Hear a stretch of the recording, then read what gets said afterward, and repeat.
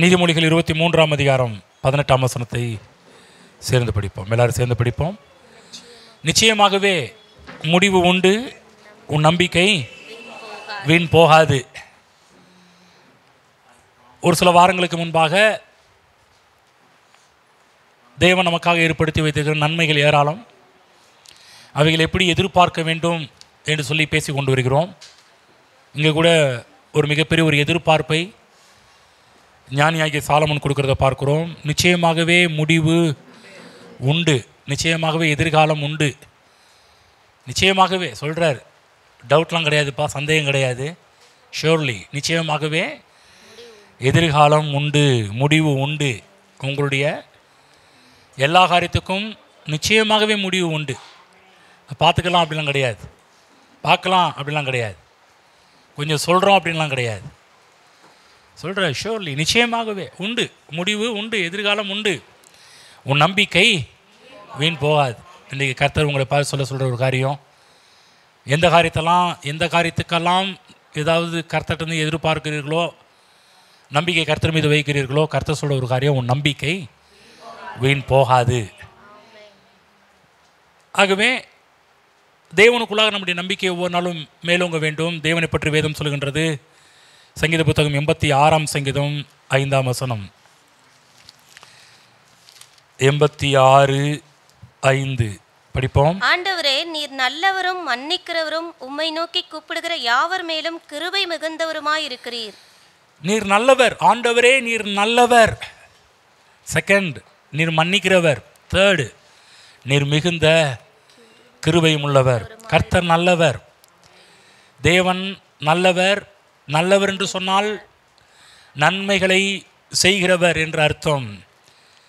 நல்லவர் என்று சொன்னால் தீமை செய்யாதவர் என்ற அர்த்தம். நல்லவர் என்று சொன்னால் இதுவரை யாருக்குமே தீமை செய்யாதவர். நல்லவர் என்றால் ஒரு சிலருக்கு மட்டுமல்ல, தேவன் எல்லாருக்குமே தேவன் நல்லவராகத்தான் இருக்கிறார். தீமைகள் என்று சொல்லக்கூடிய எல்லாமே பிசாசிடமிருந்து வருகின்றது.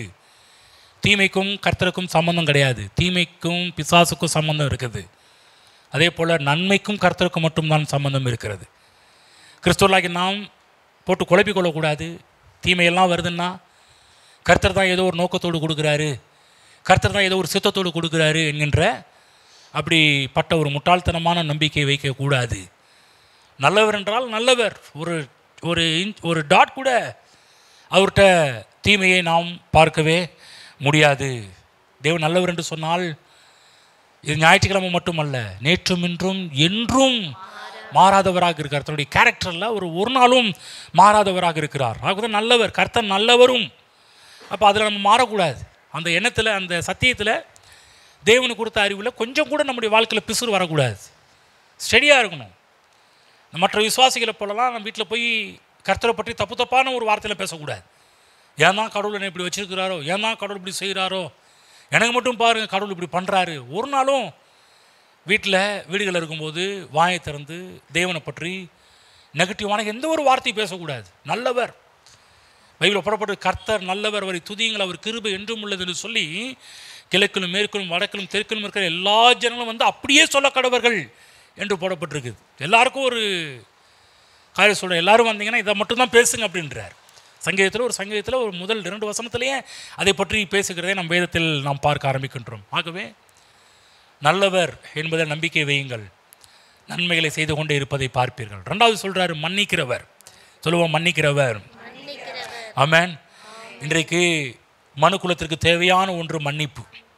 எல்லாருக்கும் தேவையான ஒன்று. ஏன் மன்னிப்பு தேவை என்றால், வேதம் சொல்கிறது பாவம் செய்யாதவன் என்று ஒருவனும் இல்லை என்று போடப்பட்டிருக்கு. எல்லாரும் பாவம் செய்து தேவ மகிமை அற்றவர்கள் ஆனார்கள் என்று போடப்பட்டிருக்குது. சொல்லப்போனால் அப்போ முழு உலகத்திலேயுமே பாவம் என்ற ஒன்று எல்லா மனிதர்களுக்குள்ளாகவும் இருக்கின்றது.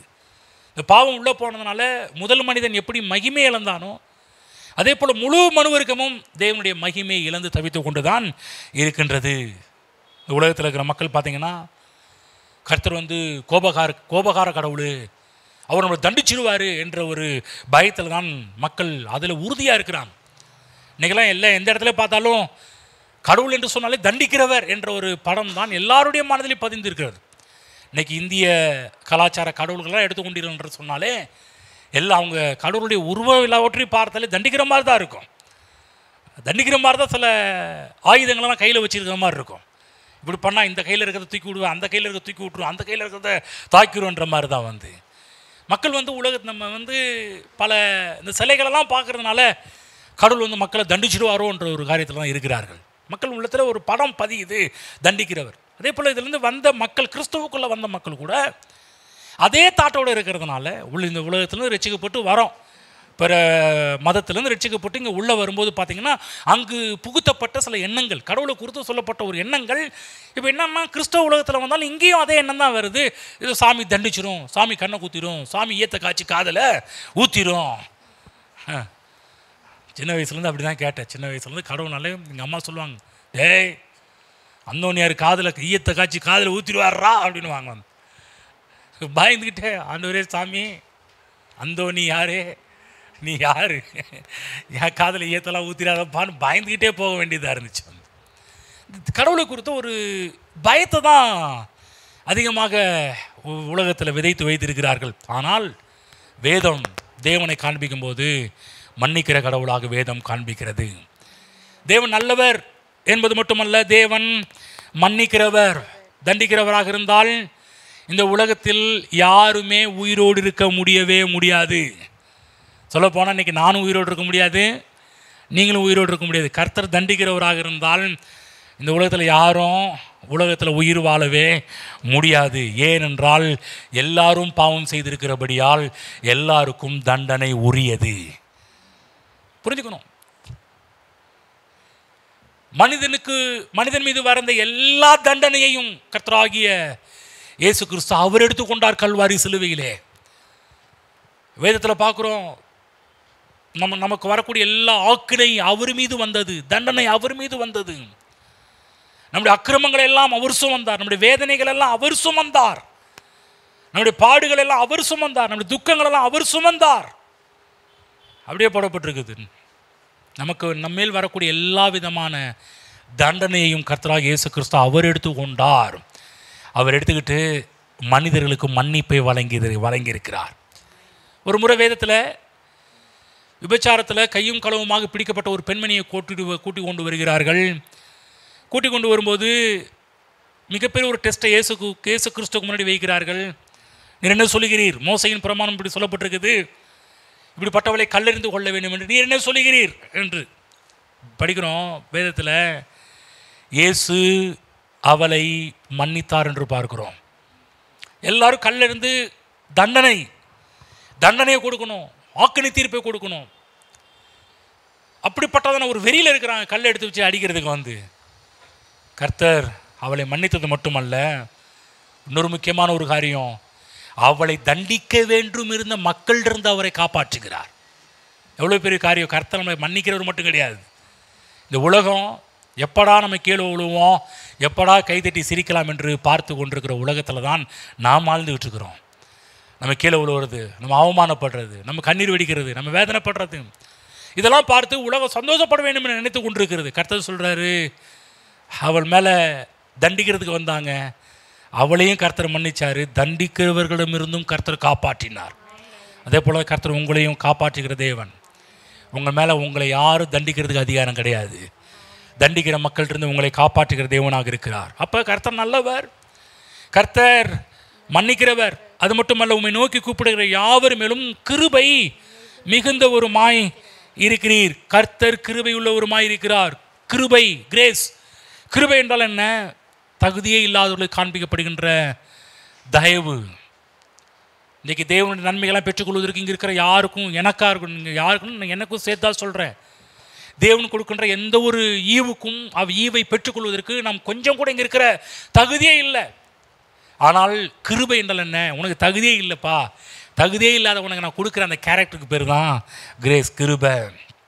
ஆமென். கிருபை என்றால் தேவன் நமக்கு இலவசமாக கொடுக்கின்ற ஒன்று. தேவன்கிட்ட எந்த ஒரு காரியத்தை பெற்றுக்கொள்வதற்கு நம்ம எந்த ஒரு தொகையும் நம்ம கொடுக்கல. எல்லா தொகையும் கல்வாரி சிலுவையிலே இரத்தத்தின் மூலமாக கொடுக்கப்பட்டது.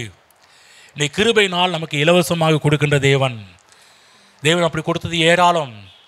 ஆரோக்கியம், ஐஸ்வர்யம், நீடிய வாழ்வு, சந்தோஷம், சமாதானம், ஐஸ்வர்யங்கள், வெற்றி தேவன் விலையேற பெற்ற நன்மைகளை தேவன் நமக்காக இலவசமாக ஒவ்வொரு நாளும் தந்து கொண்டிருக்கிறார் என்று வேதம் சொல்லுகின்றது. ஆகவேதான் நன்மைகளை எதிர்பாருங்கள். தேவன் கிருபை உள்ளவராக இருக்கிறார். நம்ம கொடுக்கின்றது அவருடைய கிருபை. நமக்கு நன்மைகளை ஏராளமாக கொடுக்கின்றது கர்த்தருடைய கிருபை.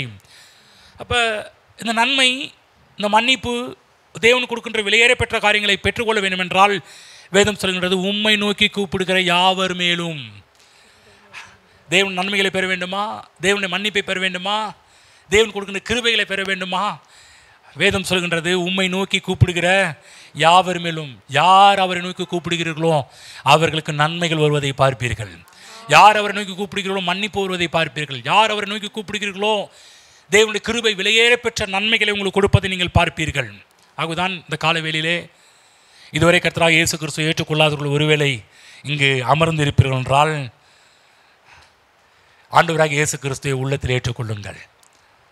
ஆண்டவரே நீரன் ஆண்டவர், இயேசுவே நீரன் ஆண்டவர், என் உள்ளத்தில் வாரும், என்னை உங்களுடைய பிள்ளையாக ஏற்றுக்கொள்ளும். உங்களுடைய நன்மைகளை, உங்களுடைய மன்னிப்பை, நீர் எனக்கு இலவசமாக கொடுக்கின்ற கிருபை வரங்களை எனக்கு தாரும் என்று அவரை நோக்கி கூப்பிடுவோம் என்றால் நிச்சயமாகவே கர்த்தராகிய இயேசு கிறிஸ்து கொடுக்க அவர் தயவு உள்ளவராக இருக்கிறார். இயேசு கிறிஸ்துவை ஏற்றுக்கொண்டவர்களுக்கு இந்த பூமியில் நல்ல எதிர்காலம் காத்து கொண்டிருக்கிறது. நல்லா புரிஞ்சுக்கணும். அந்த எதிர்காலத்தை பற்றி தான் பேசிட்டு இருக்கிறோம். எல்லாருக்கும் கிடையாது. இயேசு கிறிஸ்துவை யார் யாரெல்லாம் சொந்த இரட்சகராக ஏற்றுக்கொள்கிறார்களோ ரட்சிக்கப்பட்டவர்களுக்கு தேவன் ஏராளமான நன்மைகளை கர்த்தர் சம்பாதித்து வைத்திருக்கிறார். கொலோசியர் புத்தகம் போவோம், 1ஆம் அதிகாரம் 27ஆம் வசனத்தை படிப்போம். இந்த காரியத்தில் பவுல் நமக்கு வெளிப்படுத்துகிற அற்புதமான ஒரு சத்தியத்தை பார்ப்போம். இந்த இடத்துல கொலோசியர் புத்தகம் 1ஆம் அதிகாரம் 27 படிங்க. புறஜாதிகளுக்குள்ளே விளங்கிய இந்த ரகசியத்தில் உள்ள மகிமையின் ஐஸ்வர்யம் என்னதென்று தேவன் தம்முடைய பரிசுத்தவான்களுக்கு தெரியப்படுத்த சித்தமானார். கிறிஸ்துவானவர் மகிமையின் நம்பிக்கையாக உங்களுக்குள் இருப்பதே அந்த ரகசியம். ஆமென். எல்லாரும் அந்த கடைசி வரியை படிப்போம். கிறிஸ்துவானவர் மகிமையின் நம்பிக்கையாக உங்களுக்குள் இருப்பதே அந்த ரகசியம். ஒரு ரகசியம் சொல்றார். என்ன ரகசியம்? கிறிஸ்துவானவர் மகிமையின் நம்பிக்கையாக உங்களுக்குள் இருக்கிறார். உங்களுக்குள்ளாக கர்த்தராகிய கிறிஸ்து மகிமையின் நம்பிக்கையாக. ஆகவேதான் நிச்சயமாகவே முடிவு உண்டு. உன் நம்பிக்கை வீண் போகாது. அந்த நம்பிக்கை வேற எங்கேயும் இல்லை. மகிமையின் நம்பிக்கையாக கிறிஸ்துவானவர் நமக்குள் எனக்குள் இருக்கிறார். எதற்காக எனக்குள் இருக்கிறார்? ஏன் எனக்குள்ள இருக்கிறாரு? எனக்கு ஒளிமயமான எதிர்காலத்தை கொடுக்கும்படிக்கு, நல்ல எதிர்காலத்தை கொடுக்கும்படிக்கு, நல்ல முடிவை கொடுக்கும்படிக்கு அவர் எனக்குள் இருக்கிறார். ஒளியின் தேவனாக எனக்குள் இருக்கிறார். யோவான் புத்தகம் 1ஆம் அதிகாரம் 9 படியுங்கள். யோவான் 1:9. யோவான் புத்தகம் சுவிசேஷம்.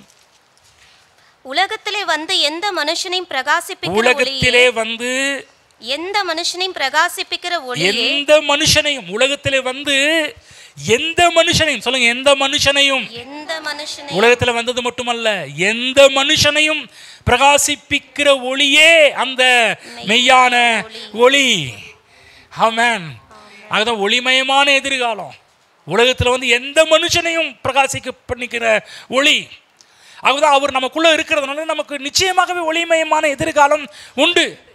சில சொல்லுவாங்க, என் வாழ்க்கை எப்படி கொஞ்சம் கேட்டு சொல்லுங்க. நான் சொல்கிறேன், கிறிஸ்துவானவர் உங்களுக்குள்ளே இருக்கிறாரா?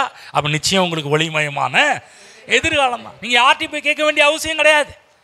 என் வாழ்க்கையை பற்றி கொஞ்சம் அவங்க சொல்லுவாங்களா, இவங்க சொல்லுவாங்களா, இல்லை அங்கே போய் கேட்கலாமா, இங்கே போய் கேட்கலாமா? கிறிஸ்துவங்களுடைய புத்தியை எப்படி தான் பாருங்கள். ரட்சிக்கப்பட்டாங்க, கிறிஸ்துவானவர் உள்ளே இருக்கிறாரு, அவரை உள்ளே வச்சுட்டு நம்ம என்ன பண்ணுறோம்னா இங்கே போய் இதை கேட்டால் சொல்லுவாங்க. நம்மளுடைய எதிர்காலத்தை இவங்க சொல்லுவாங்களா? இப்படி மக்கள்லாம் எதிர்பார்த்து போகிறதுனால இந்த கிறிஸ்தவத்திலையும் சில ஆட்கள் ஏமாற்று பேர்வழிகள், ஏமாற்று பிரசங்கியார்கள், ஏமாற்று தீர்க்கதரிசிகள் அவர்களும் பெருகிட்டாங்க. வந்து உங்களுடைய நம்பிக்கையை அவமாக்குவதற்காகவே. நான் சொல்கிற தேவப்பிள்ளை நல்லா புரிஞ்சுக்கிங்க. உங்களுக்கு உங்கள் ஃபியூச்சரை பற்றி தெரிந்து கொள்ள வேண்டுமா? கிறிஸ்துவான ஒரு மகிமையின் நம்பிக்கையாக உங்களுக்குள்ளே இருக்கிறாரு பாருங்க. அவர் இருந்தாலே, உங்கள் பைபிளில் போடப்பட்டிருக்கு, எந்த மனுஷனையும் பிரகாசிப்பிக்கிற ஒளியே அந்த மெய்யான ஒளி. எந்த மனுஷனையும் பிரகாசிப்பிக்க பண்ணுகிறவர். நான் சொல்ல, அவர் உங்களுக்குள்ளே இருக்கிறார். உங்களை பிரகாசிப்பிக்க பண்ணாமல் விடுவாரா? ஆக சொல்ல, நிச்சயமாக சொல்கிறேன், உங்களுக்கு ஒளிமயமான எதிர்காலம் உண்டு. ஆமென். நீங்கள் எந்த இடத்துல இருக்கிறீங்கிறது பிரச்சனை கிடையாது. ஏங்க, நான் இந்த ஏரியாவில் இருக்கிறேன், என்னையே பிரகாசிப்பிக்க பண்ணுவாரா? அவருக்கு இடம் பிரச்சனை கிடையாது. குக்கிராமத்தில் இருக்கலாம், இல்லை ஒரு ஏரி பகுதியில் இருக்கலாம், இல்லை ஓட பகுதியில் இருக்கலாம், இல்லை ஸ்லம்ஸ் ஏரியாவில் இருக்கலாம். இங்கே நீங்கள் எந்த ஏரியா அதெல்லாம் மேட்டரே கிடையாது. தேவன் எந்த இடத்துல கிறிஸ்து உங்களுக்குள்ளே இருக்கிறாரு அந்த இடத்துல உங்களை பிரகாசிப்பிக்க பண்ணிக்கிறது அவருடைய வேலை. இல்லை நான் இருக்கிற இந்த ஏரியாவுங்க, நான் சொல்கிறேன் உலகமே அந்த ஏரியாவை திரும்பி பார்க்கும்படி பண்ணுவார் உங்களை கொண்டு போய் வச்சிருக்கிறதுனால. ஒளிமயமான எதிர்காலம் நமக்கு உண்டு. சில நினைக்கலாம் நான் ஒரு தாழ்மையான இடத்துல இருக்கிறேனே, நான் ஒரு அடிமையான இடத்துல இருக்கிறேனே, ஒரு கீழான ஒரு நிலைமையில் இருக்கிறேனே.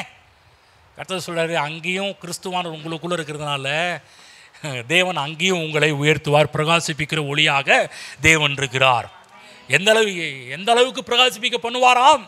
வேதம் சொல்கின்றது நீதிமானின் பாதை நடு பகல் வரைக்கும் அதிகமாய் பிரகாசிக்கிற சூரிய பிரகாசம் போல இருக்கும். அதுதான் அதிகால வெயில் அப்படிலாம் கிடையாது, உச்சி வெயில் சொல்கிறாங்க பாருங்க. 12லேருந்து 2 மணி வரை அடி சில வெயிலாம் 11க்கே ஸ்டார்ட் ஆகிடுது. வந்து அப்படியே ஸ்டஃபானாக நிற்குது, அப்படியே மேலே நிற்குது வெயில், உச்சி வெயில் பாருங்க. அந்த பிரகாசம் அந்த டைமில் பிரகாசிக்கிறது பேர். அந்த மாதிரி தான் ஓ லைஃபு இருக்கும். பிரகாசிப்பிக்கிற ஒரு ஒளியாக தேவன் இருக்கிறார். ஆமென். அதுதான் பாருங்கள், தேவன் வந்து இருக்கிற பாரத்தோடு இன்னொரு பாரத்தை கொடுத்துட்டு போகிறவர் கிடையாது. அவர் உங்களுக்குள்ளே இருக்கிறாருன்னுமே ஏற்கனவே ஒரு பாரத்தை சுமந்து இருக்கிறேன், இன்றைக்கி அவரை வேற சுமக்கணுமா? ஏங்க இந்த சுகம் சுகமான சுகம், லகுவான சுகம். ஆமென். தேவன் வந்து ரொம்ப ஒரு கஷ்டமான ஒரு கடவுள் கிடையாது. அவ்வளோ நல்லவர். ஸ்டார்ட் பண்ண சொல்ல நல்லவர், மன்னிக்கிறவர், கிருபை மிகுந்த தேவனாக இருக்கிறார். ஏனென்றால் நம்முடைய வாழ்வை ஆஸ்வதிக்கும்படி செழிக்கும் பண்ணும்படியாக அவர் நம்முடைய வாழ்வை பிரகாசிப்பிக்க பண்ணுகிற தேவனாக இருக்கிறார். நம்முடைய வாழ்வை நன்மையால் நிரப்பும்படிக்கே நமக்குள்ளே வந்து வாசம் பண்ணுறார். ஏன் அவர் எனக்குள்ளே வந்து வாசம் பண்ணிட்டு இருக்கிறார்? ஒரே வேலை, உன் வாழ்வை நன்மையால் நிரப்பணும். நல்லா புரிஞ்சுக்கணும். அவரே எனக்குள்ளே வந்து வாசம் பண்ணுறாரு. எங்கள் தேவையில்லாமல் தேவனாய கிறிஸ்து உங்களுக்குள்ளே வந்து வாசம் பண்ணலை. நிறைய மக்களுக்கு வந்து கிறிஸ்து வந்து அவர் உள்ளே இருக்கிறது பெரிய ஒரு பாரமாக நினச்சிட்டு இருக்கிறாங்க. சில பேர் கிறிஸ்துவ வாழ்க்கையே பாரமாக நினச்சிட்டு இருக்கிறாங்க. வெக்கமாக இருக்குது சொல்கிறதுக்கு. ஐஎம் கிறிஸ்டியன் சொல்கிறதுக்கு வெக்கமாக இருக்குது. சில பேர்லாம் பாருங்கள் பாஸ்டர்னு சொல்கிறதுக்கு வெக்கமாக இருக்குது. ஏதாவது பண்ணிடுவாங்களே. சில பேர் பாருங்கள் காலர் டியூன் வைக்கிறதுக்கு வெக்கமாக இருக்குது. ஏதாவது காலர் டியூனில் கிறிஸ்துவ பாட்டெலாம் கேட்டால் மக்களை நினச்சிட்டா என்ன பண்ணுறது? சில கடைங்கள்லாம் பாருங்கள், கிறிஸ்துவ கடைகள், சில கிறிஸ்துவ கடைகள்லாம் போயிருக்கிறோம் பாருங்கள். அங்கே எப்போ பார்த்தாலுமே ஆண்டோடைய, நான் சொல்லுவேன் கடவுளுடைய பாடுகளை வைங்கப்பா, இதை விட்டு கண்ட பாட்டை வச்சுட்டு இருக்கிறீங்க. இல்லைங்க, மக்கள் தப்பாக நினச்சிட்டா மக்கள் வராமல் போனால் என்ன பண்ணுறது? ஐயோ, கடவுளை காட்டிலுமே பெரிய சக்தி இந்த உலகத்தில் இருக்குது. உங்கள் வருமானத்தை தடை பண்ணக்கூடிய சக்தி கடவுளை காட்டிலும். கடவுள் உங்கள் வருமானத்தை பெருக்குகிறாச்சே. கர்த்தருடைய நாமத்தை துதிக்க அது உங்களை தேடி எல்லாமே வர ஆரம்பிச்சிடுவாங்க. நம்ம வெக்கப்படுறோம். காலொட்டின்னு வைக்கிறது வெக்கப்படுறோம், வசனத்தை வீட்டில் மாட்டுறதுக்கு வெக்கப்படுறோம், வண்டியில் வசனத்தை எழுதுறதுக்கு வெக்கப்படுறோம். நான் சொல்கிறேன், அவர் உங்களுக்குள்ளே ஏன் வந்திருக்கிறார்? எதுக்கு வந்திருக்கிறார்? உங்கள் வாழ்வை நன்மைகளால் நிரப்பும்படிக்கு, அதிசயங்களால் நிரப்பும்படிக்கு, உங்களுடைய எதிர்காலத்தை ஒளிமயமான எதிர்காலமாக மாற்றுவதற்காக நமக்குள்ளாக தேவன் வந்திருக்கிறார். ஆகவே நம்மை கொடுத்த தேவனுடைய சித்தம் என்ன?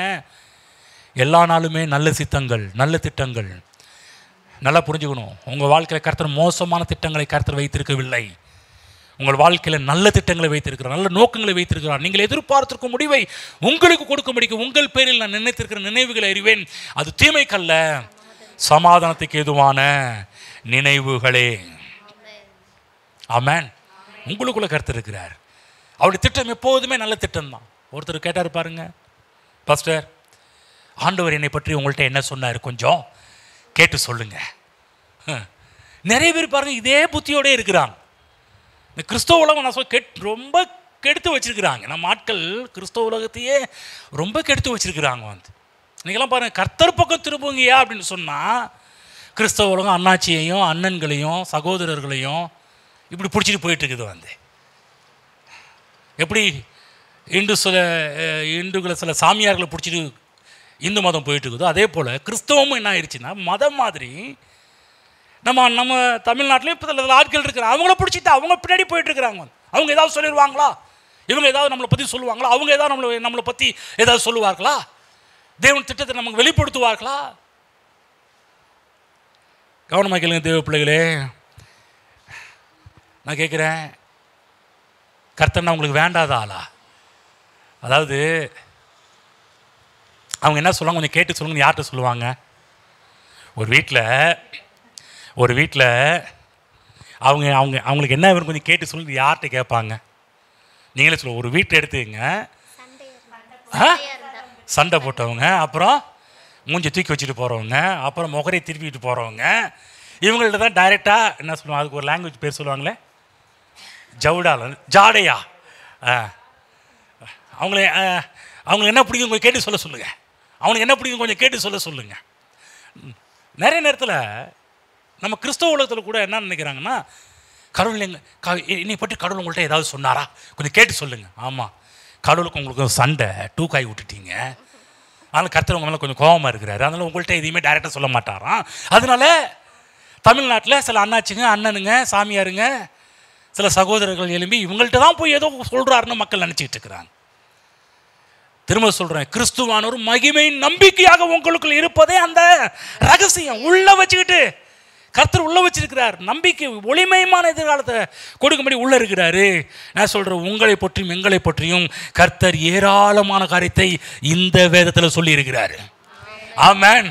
இந்த வேதத்தில் ஸ்டார்டிங்லேருந்து கடைசிலையும் பார்த்தீங்கன்னா எல்லாம் நம்மை பற்றிய திட்டம், நம்மை பற்றி நல்ல நோக்கங்கள், நம்மை பற்றி நல்ல சித்தங்கள், நம்மை பற்றி நல்ல திட்டத்தோடு கர்த்தர் இந்த வேதத்தில் எழுதி வைத்திருக்கிறார். ஏராளமான நன்மைகளோடு கர்த்தர் இந்த வேதத்தை எழுதி வைத்திருக்கிறார். இதை படிங்க, அப்போ தெரியும். இது கேட்குற ஆள் எல்லாமே பார்த்தீங்கன்னா இதை படிக்காத டிக்கெட்டுங்களாக இருக்கும். இந்த பாருங்கள், இந்த ஊர் வருஷத்துக்கு 2-3 டைம் இந்த பக்கம் பார்த்தீங்கன்னா தூத்துக்குடி போகும், இந்த பக்கம் சென்னைக்கு போகும், இந்த பக்கம் கோயம்புத்தூர் போகும். இந்த கிறிஸ்துவ ஆட்களுடைய வேலையை பாருங்கள். சபையில் கிறிஸ்துவ ஆட்கள் பாருங்கள், எப்படியாவது அங்கே போயிட்டு வந்துடணுங்க, போய் தொட்டுட்டு வந்துடணுங்க.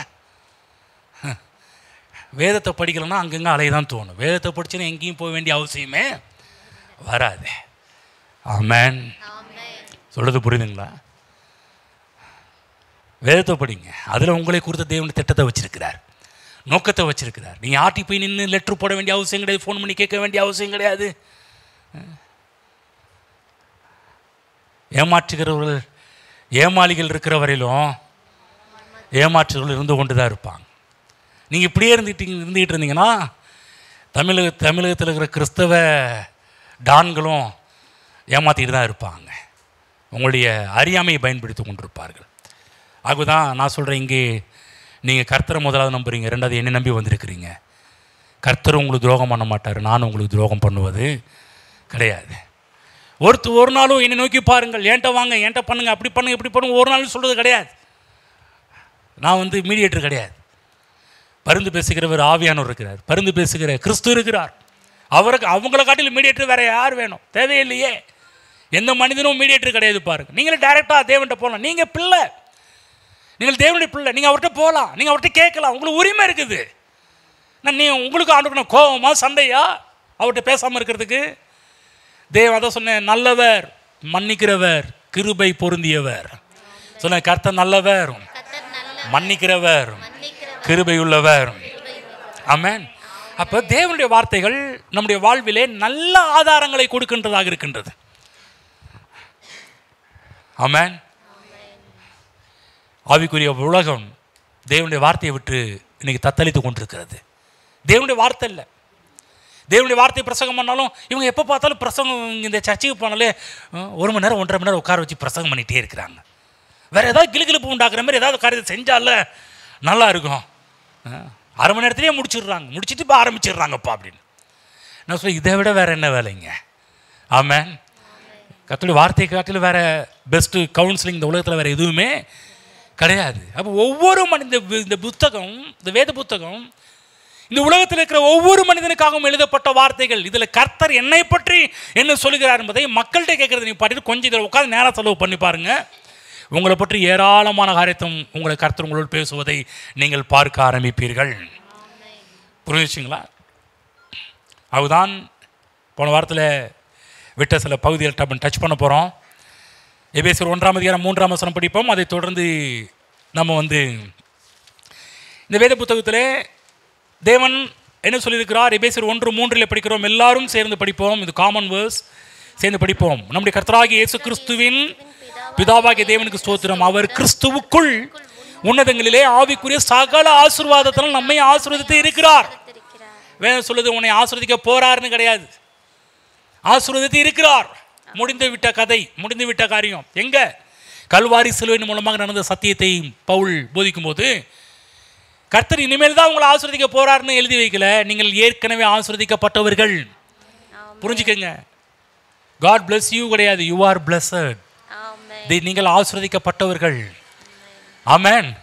இந்த பழைய ஏற்பாட்டு காலத்திலே தேவன் நமக்காக எழுதின எல்லா காரியங்களும் அதை நமக்கு எடுத்து காண்பிக்கிறது. ஆகவேதான் நம்ம என்ன பண்ண ஆரம்பித்தோம்? உபாகம் 28 போனோம்.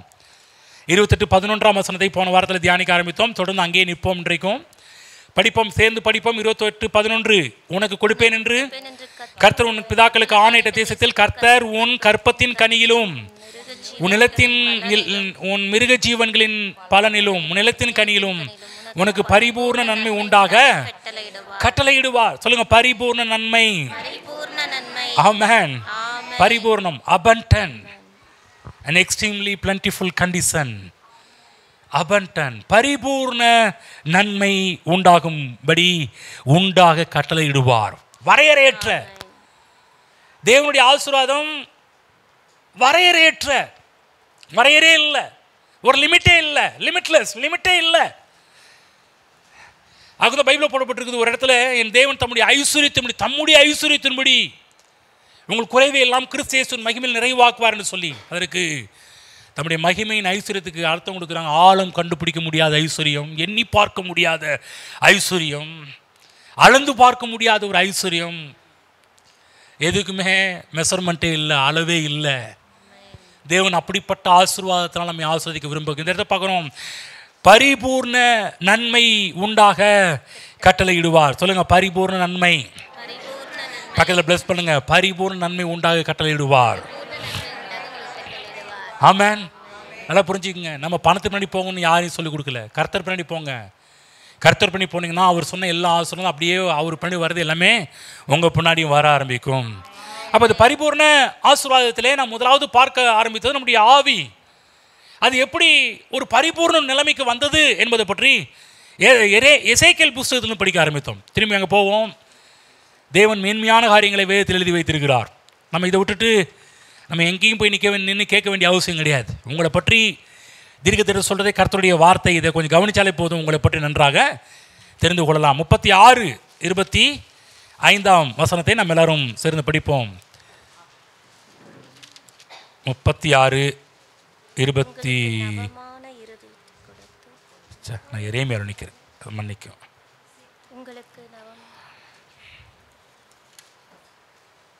படிப்போம். அப்பொழுது நான் உங்கள் மேல் சுத்தமான ஜலம் தெளிப்பேன். நான் உங்களுடைய எல்லா அசுத்தங்களையும் உங்களுடைய எல்லா நரகலான விக்கிரகங்களையும் நீக்கி உங்களை சுத்தமாக்குவேன், நீங்கள் சுத்தமாவீர்கள். போன வாரத்தில் காமிச்சல்லையா? புதிய ஏற்பாட்டு மக்களுடைய ஆசீர்வாதத்தை பழைய ஏற்பாட்டு காலத்திலே தீர்க்க தரிசனமாக எழுதி வச்சிருக்கிறாங்க. நம்ம புதிய ஏற்பாட்டுக்காரங்க கிடையாது, பழைய ஏற்பாட்டுக்காரங்க கிடையாது, வேதத்தின் ஆட்கள். புரிஞ்சுங்களா? நம்ம ஒன் சைடாக போயிடக்கூடாது. புதிய ஏற்பாடுன்னு இது இல்லை, பழைய ஏற்பாடு அதுவும் கிடையாது. வேதம் சொல்வதை நம்புகின்ற மக்கள். இந்த இடத்துல பார்க்குறோம், நம்முடைய சொல்கிறார் இல்லையா, நான் உங்களுடைய எல்லா அசுத்தங்களையும் உங்களுடைய எல்லா நரகலான விக்கிரங்களையும் நீக்கி உங்களை சுத்தமாவீர்கள். பழைய ஏற்பாட்டு காலத்தில் மக்கள் சுத்தமாகவில்லை என்று காண்பித்தேன். ஆட்டுக்குட்டியின் ரத்தம் அவர்கள் பாவங்களை மூடினது, ஆனால் இயேசு கிறிஸ்துவின் ரத்தம் சகல பாவங்களையும் நீக்கி அவர்களை சுத்திகரிக்கிறது. ஆமென். முழுமையாக கழுவுகின்றது, முழுமையாக நீக்கப்பட்டிருக்கிறது, முழுமையாக நாம் சுத்திகரிக்கப்பட்டவர்கள். அப்போ நமக்கு பரிபூர்ண ஆசீர்வாதத்தில் நம்முடைய ஆவியில் ஏற்பட்டது, நாம் கழுவப்பட்டோம். அடுத்தது பார்க்குறோம், உங்களுக்கு நவமான இருதயத்தை கொடுத்து 26 உங்களுக்கு நவமான இருதயத்தை கொடுத்து. நவமான இருதயம். பழைய ஏற்பாட்டு காலத்தில் ஒருத்தர் சொன்னார், தாவீது சொன்னார், ஆண்டவரே சுத்த இருதயத்தை என்னில் சிருஷ்டியும் நிலைவரமான ஆவியை என்னில் கட்டளையிடும் என்று கேட்குறார். ஆனால் அவங்களுக்கு அந்த பாக்கியம் கிடைக்கல. ஆனால் புதிய ஏற்பாட்டு மக்களுக்கு சுத்த இருதயத்தை நம்மில் சிருஷ்டித்திருக்கிறார். ஆமென். நவமான இதயத்தை தேவன் நம்ம கொடுத்திருக்கிறார். இதயத்தையே மாற்றி இருக்கிறார். நியூ கிரியேஷன், ஒரு புது சிருஷ்டி, ஒரு புது படைப்பாக மாற்றப்பட்டிருக்கிறோம். நம்முடைய ஆவியிலே, நம்முடைய இருதயத்தில் நடந்த ஒரு மாற்றம் என்னவென்றால் ஒரு நியூ கிரியேஷன், புது படைப்பு, புது இனம். அப்படியே ஒருவன் கிறிஸ்துவுக்குள் இருந்தால் புது சிருஷ்டியாக இருக்கிறான், பழையவைகள் ஒளிந்து போயின, எல்லாம் புதிதாயின. இதுவரை இல்லாத படைப்பு, இதுவரை இல்லாத ஒரு இனம். அந்த அளவுக்கு நம்முடைய வாழ்விலே கர்த்தராகிய இயேசு கிறிஸ்து செய்த காரியம். பழைய ஏற்பாட்டு காலத்தில் சொன்னார், இந்த மாதிரிலாம் செய்வேன்னு புதிய ஏற்பாட்டு காலத்தில் கல்வாரி சிலுவையின் மூலமாக அப்படியே நிறைவேறினது. நம் பாவம் கழுவப்பட்டது மட்டுமல்ல, சுத்திகரிக்கப்பட்டது மட்டுமல்ல, ரெண்டாவது நமக்கு கிடைத்த பரிபூர்ண நன்மைகளை நமக்கு புதிய இருதயம் நமக்கு கொடுக்கப்பட்டிருக்கிறது. ஆமென். அதுதான் பாருங்க, போன வாரம் சொன்ன இல்லையா, நம்முடைய பாவத்தை அவர் இனி நினையாதிருப்பேன்னு சொல்லிட்டார், குலைத்து போட்டேன்னு சொல்லிட்டார் ஆகவே நம்முடைய கடந்த கால பாவத்தை எண்ணி நம்ம வருத்தப்பட வேண்டிய அவசியம் கிடையாது. எல்லாம் கழுவப்பட்டு விட்டது. 36 சேர்ந்து படிப்போம். 36 எசேக்கியேல் 36 வசனத்தை படிங்க பார்க்கலாம். கட்டுகிறேன் என்றும் பாலாந்தை பயிர் நிலமாக்குகிறேன் என்றும் அப்பொழுது உங்களை சுற்றிலும் மீதியான ஜாதிகள் அறிந்து கொள்வார்கள். கர்த்தராகிய நான் இதை சொன்னேன், இதை செய்வேன். ஆமென். புதிய இருதயம் ரட்சிக்கப்பட்டிருக்கிற ஒவ்வொருவருக்கும் கர்த்தராகிய இயேசு கிறிஸ்து கொடுத்திருக்கிறார் என்பதை புரிந்து கொள்ள வேண்டும். அது மட்டுமல்ல, இன்னொரு காரியம், முதலாவது சொன்ன சுத்திகரிப்பு, ரெண்டாவது புதிய இருதயம்.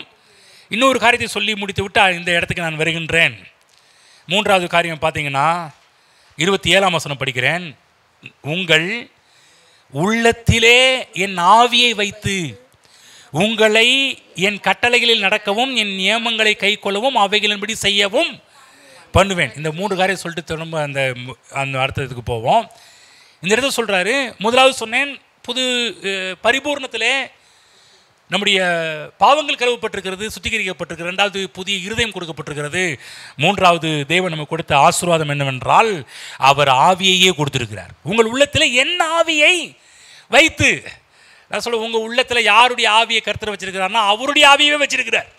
அப்போ எவ்வளோ ஒரு மகத்துவமான ஆட்கள் என்பதை நாம் புரிந்து கொள்ள வேண்டும். சொல்கிற, உங்கள் உள்ளத்திலே என் ஆவியை வைத்து, அவருடைய ஆவி எனக்குள்ள வச்சிருக்கிறார். சொல்லுங்க, அவருடைய ஆவியானவர் எனக்குள்ளே இருக்கிறார்.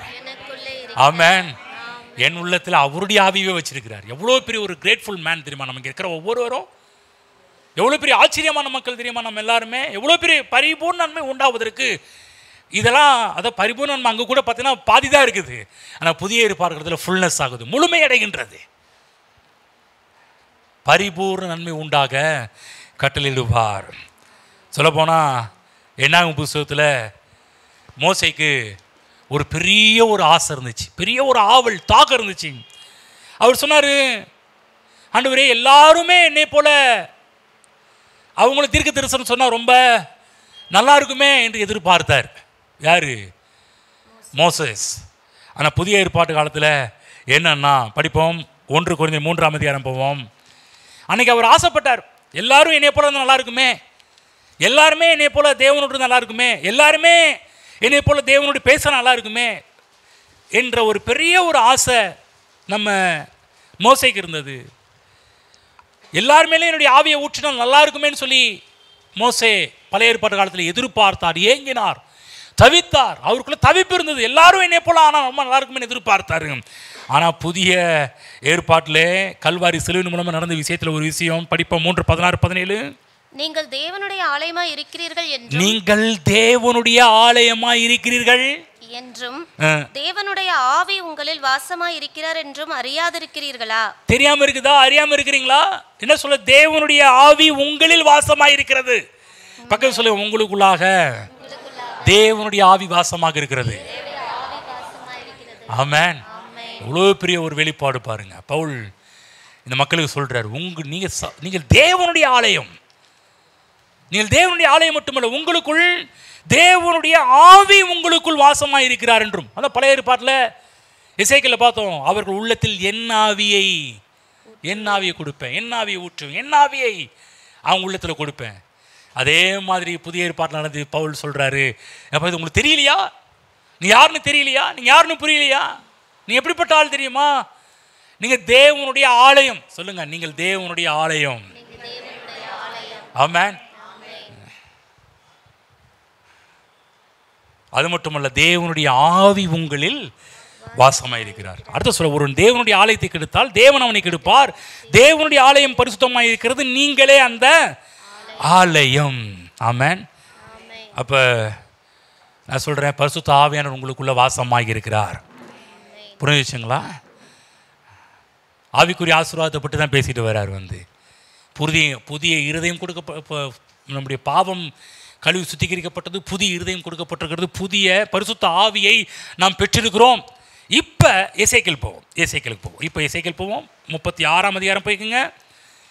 இப்படிப்பட்டவர்களுக்கு என்ன நடக்கிறது? அதாவது திரும்ப சொல்கிறேன், பரிபூர்ண நன்மைகளிலே தேவன் நம்முடைய வாழ்விலே ஆவிக்குரிய ரீதியிலே ஒரு பரிபூர்ணத்தை கட்டளையிட்டார். நம்முடைய பாவத்தை கழுவி சுத்திகரித்து நமக்கு புதிய இருதயத்தை கொடுத்து அவருடைய ஆவியை நமக்குள் கட்டளையிட்டது மட்டுமல்லாமல், இது எல்லாமே ஸ்பிரிச்சுவல் ஆவிக்குரிய காரியமாக நடந்த ஒரு காரியம்.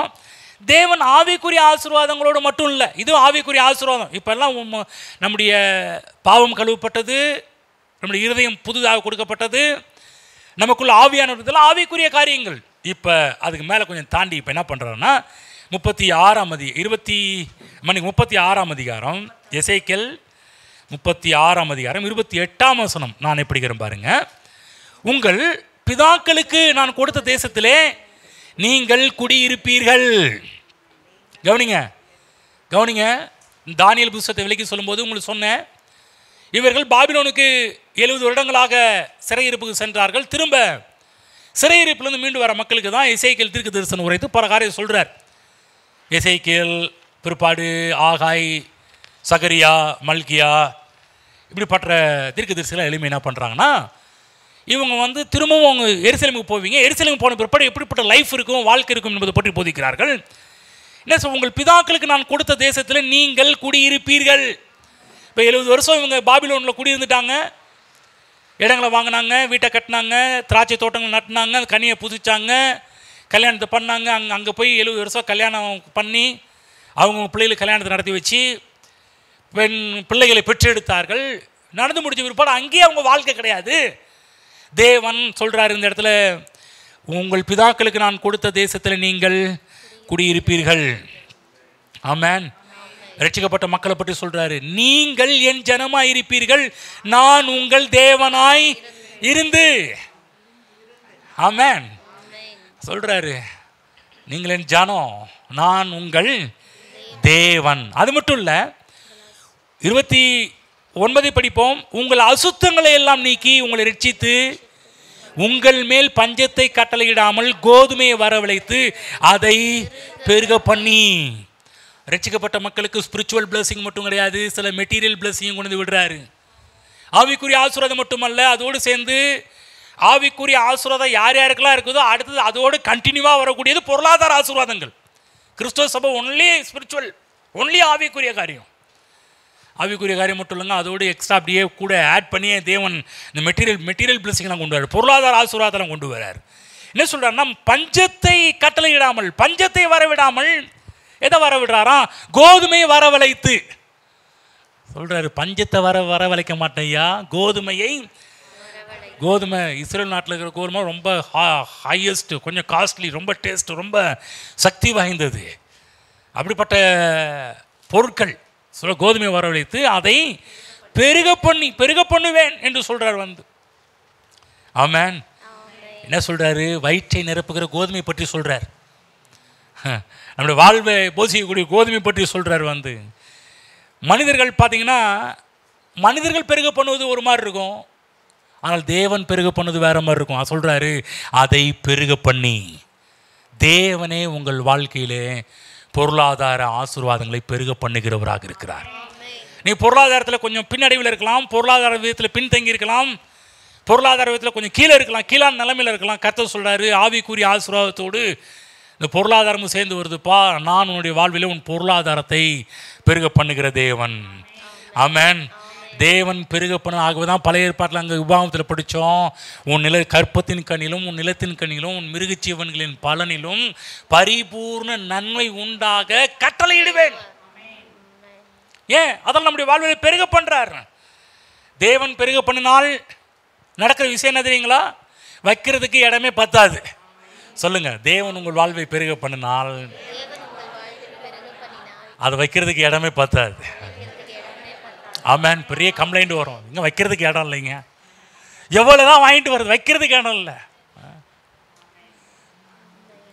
அப்போல்லாம் பாருங்கள், சந்தைக்கு போனோம்னு ஏகப்பட்ட காயை கொண்டு வந்து வச்சுருவோம் பாருங்கள். என் மனைவி கீழே மேலே எங்கேயா வைக்கிறதுக்கு இடம் இருக்குது, நீ பாட்டுக்கு அவளை கொண்டு வந்து இப்போ தான் கொஞ்சம் திருந்தி இப்போ தான் கொஞ்சம் கொஞ்சமாக அவ்வப்போது வாங்கி வைக்கிறேன்.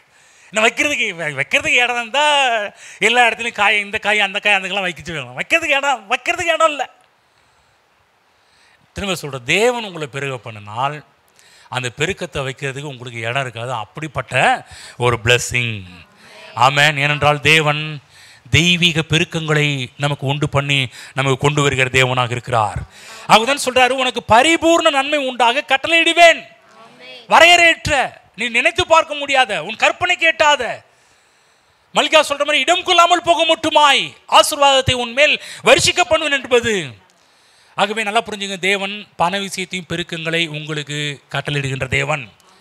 பரிபூர்ண நன்மை ஆவிக்குரிய காரியத்தில் மட்டுமல்ல, சாப்பாட்டு விஷயத்தில் மட்டுமல்ல, நிலத்தின் கனியில் மட்டுமல்ல, நான் சொல்கிறேன் உங்களுடைய பொருளாதாரம் பண ரீதியாக பண விஷயத்தில் கூட தேவன் பெருக்கங்களை உண்டு பண்ணுகின்ற தேவனாக இருக்கிறார். அப்போ சொன்னாங்க, பேதுரு அவருடைய வாழ்விலே நடந்த முதல் அற்புதமே தேவன் பண விஷயத்தில் தான் பண்ணினார். முதல் அற்புதம். அப்படியே பேதுருவே பார்த்து அப்படியே ஸ்டன் ஆகிட்டார். அப்படியே பிரமித்து அப்படியே ஸ்டக்காகி நின்ட்டார். தேவன் பண்ணின இந்த பொருளாதார ஆசீர்வாதத்தை பார்க்கும்போது, பண ஆசீர்வாதத்தை பார்க்கும்போது அவர் ரொம்ப ஆச்சரியமாக இருந்தது. முதல் அற்புதம் படிப்போம். லூக்கா 5ஆம் அதிகாரம் போவோம். லூக்கா 5ஆம் அதிகாரம் போவோம். முதல் அற்புதமே பண அற்புதத்தை பற்றி பார்க்குறோம். படிக்கிறேன். பின்பு அவர் கனசரேத் கடலருக்கு நின்றபோது திரளான ஜனங்கள் தேவவசனத்தை கேட்கும்படி அவரிடத்திற்கு நெருக்கினார்கள். அப்பொழுது கடற்கரையில் நின்ற 2 படகுகளை கண்டார். மீன் பிடிக்கிறவர்கள் அவைகளை விட்டு இறங்கி வலைகளை அலசி கொண்டிருந்தார்கள். எப்போது வலைகள் அலசுறாங்கன்னா வேலை முடிஞ்சிச்சு. அதாவது டீ கடையில், ஹோட்டல் கடையில் பாத்திரத்தெல்லாம் கழுவுனா என்ன அர்த்தம்னா, கடை டிஃபன் காலியாக போச்சு, கடை மூட போகிறாங்கன்னு அர்த்தம். இப்போ நம்மளால் என்ன பண்ணுறாங்கன்னா, வலைகள் அலசிட்டு இருக்கிறாங்கன்னா வலையை அலசி தோல் மேலே போட்டுட்டு வீட்டுக்கு கிளம்ப போகிறான்னு அர்த்தம். ஏன் ஒரு மீன் மாட்டல, பிஸ்னஸ் அன்றைக்கி ஃபுல்லாகவே ஒன்றும் நடக்கலை, ஒரு வருமானமும் இல்லை. பைபிளில் போடப்பட்டிருக்குது, முழுவதும் பிரயாசப்பட்டு, நைட் முழுவதும் பிரயாசப்பட்டு ஒன்றும் அகப்படலை. எம்டியா போட்டு, அது வலை எம்டி, வாழ்க்கை எம்டியாக இருக்குது. அப்பொழுது அந்த படவில் ஒன்றில் ஏறினார். அது சீமோனுடைய இருந்து அது கரையிலிருந்து சற்றை தள்ளும்படி அவைகளை கேட்டுக்கொண்டு அந்த படவில் ஏறி அந்த படவில் உட்கார்ந்து ஜனங்களுக்கு போதகம் பண்ணினார். அவர் போதகம் பண்ணி முடிந்த பின்பு சீமோனை நோக்கி, ஆழத்தில் தள்ளி கொண்டு போய் மீன் பிடிக்கும்படி உங்கள் வலைகளை போடுங்கள் என்றார். கவனமாக கேளுங்க, என்ன சொல்றாருன்னா, வலைகளை போடுங்கள்னு சொன்னார். நம்ம மொழியில் சொல்லப்போனால் உன்கிட்ட எத்தனை வலை இருக்குதோ அத்தனை வலையை தூக்கிட்டு போப்பான்ற மாதிரி நினைக்கிறேன். இவர் ஃபுல்லாகவே ஒரீடு, ஃபுல்லாகவே கவலை இல்லை, இன்றைக்கி ஒன்றுமே அகப்பிள்ளையே அந்த கவலை. இவர் சொன்னது காது கேட்க மாட்டேன். ஒன்று தெரியுங்களா, ஒரு விஷயம் புரிஞ்சுங்க. நீங்கள் சர்ச்சில் வந்து உட்காரும்போது கவலையோடையே உட்கார்ந்துருந்தீங்கன்னா தேவன் சொல்கிற பெரிய பெரிய பிரம்மாண்டமான கதை உங்கள் காது கேட்காமலே போயிடும். புரியல சில பேருக்கு நான் என்ன சொன்னேன். பக்கத்துக்கு புரிஞ்சிச்சா? நான் என்ன புரிஞ்சிச்சு? நீங்கள் ஒருத்தவங்க சொல்லுங்க, என்ன புரிஞ்சு சொல்லுங்க, என்ன புரிஞ்சிச்சு?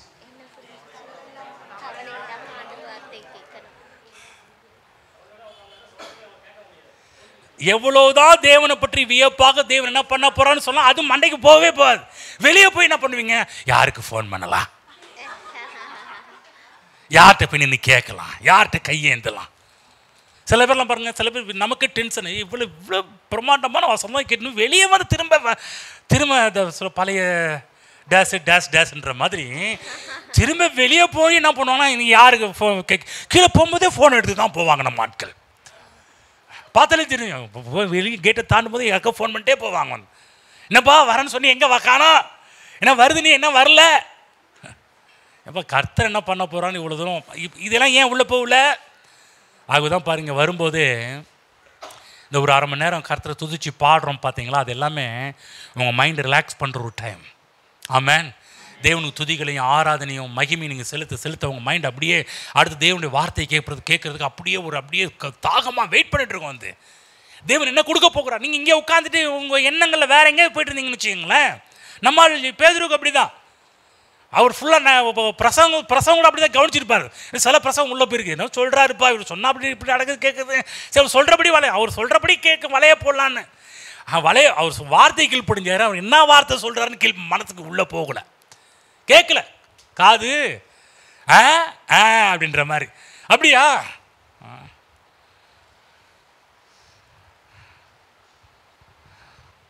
கவனிங்க தேவ பிள்ளைகளே, இங்கே வந்து உட்காரும்போது கூட தேவன் பல விஷயத்தை உங்களோட பேசினா கூட சிலது ஏன் கேட்காம போகுதுன்னா நீங்கள் பாரங்களோடு இருக்கிறதுனால தான். அது வேதம் சொல்லுது, கர்த்தர் மேல் உன் பாரத்தை வைத்து விடு, அவர் உன்னை ஆதரிப்பார், நீதிமானை ஒருபோதும் தள்ளாட விட மாட்டார். இங்கே வரும்போதே உங்கள் பாரத்தை அப்படியே இறக்கி வச்சுட்டு வந்துடுங்க. உங்கள் பாரத்தை சுமந்துட்டு வராதுங்க. ஒருவேளை ஒரு பாரத்தை சுமந்து கொண்டு வந்தாலும் கர்த்தர் துதிக்க அந்த பாரத்தெல்லாம் வெளியே அகற்றிடுங்க. உங்கள் மைண்டு எம்டியாக உட்காரட்டும், ஃபுல்லாக உட்காந்துருக்க வேணாம். நான் சொல்கிறேன், ஆவியில் எளிமையுள்ளவர்கள் பாக்கியவான்கள், அவர்கள் திருப்தி அடைவார்கள், பரலோக ராஜ்யம் அவர்களுடையது.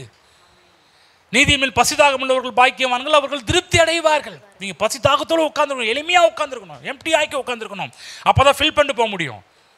நீங்கள் உட்காந்துருக்க நீங்கள் வீட்டிலேருந்து கொண்டு வந்த டிஃபன் பாக்ஸ் தான் நிறைய சாப்பிட்றேன்னு நான் கொடுக்குற சாப்பாடை கொண்டு போக முடியாது. ஹலோ, புரிஞ்சுங்களா?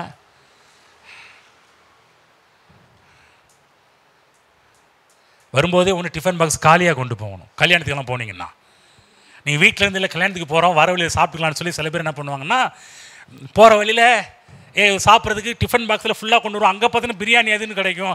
நம்ம டிஃபன் பாக்ஸ் எடுத்து கொண்டு போகலான்னு பார்த்தா ஏற்கனவே ஃபுல்லாக இருக்குது, எப்படி இப்போ ஃபில் பண்ண முடியும்?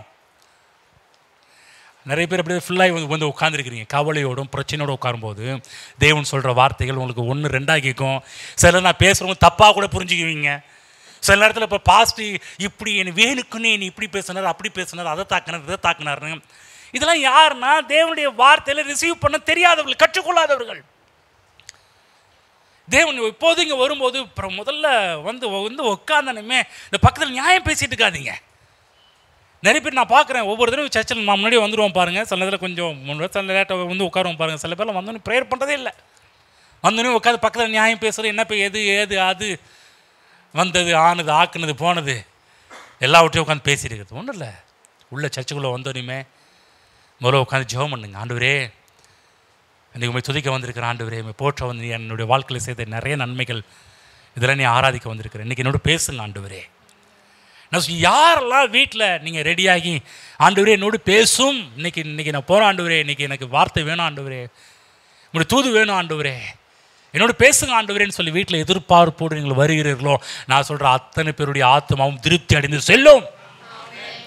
நீங்கள் வந்து இங்கே வரும்போதே பார்த்தீங்கன்னா, அங்கேருந்து வரும்போதே பிரச்சனை, அங்கேருந்து வரும்போது சண்டை, மனது ஃபுல்லாக நிரம்பி இருந்துச்சுன்னா நீங்கள் என்னதான் தேவனை பற்றி பெரும் விதத்தில் பேசினா கூட உங்கள் மண்ணுக்குள்ளே போகவே போகாது. நம்ம ஆளுக்கு அப்படி தான். நைட்டு ஃபுல்லாக மீன் பிடிச்சி பிரயாசப்பட்டு ஒன்றும் அகப்படலை, மைண்டு ஃபுல்லாக தேவன் சொல்கிற வார்த்தையை தப்பாக புரிஞ்சு வலைக இன்னும் நம்ம லாங்குவேஜ் உனக்கு எத்தனை வேலை இருக்குது அத்தனை வேலை தூக்கிட்டு போப்பா அப்படின்றப்ப இவரு காதில் ஏங்க நடக்கிற காரியமாயா நம்ப முடியல. அவதான் உங்களுக்கு சொல்கிறேன், மகிமை நம்பிக்கையாக உங்களுக்குள் இருக்கிறார், நல்ல ஒளிமயமான எதிர்காலத்தை கர்த்தர் உங்களுக்கு வைத்திருக்கிறார், உங்கள் நம்பிக்கை வீண் போகாது. ஆமென். இவர் பாருங்க, தேவன் அளவில்லாமல் பேசுகிறவர்.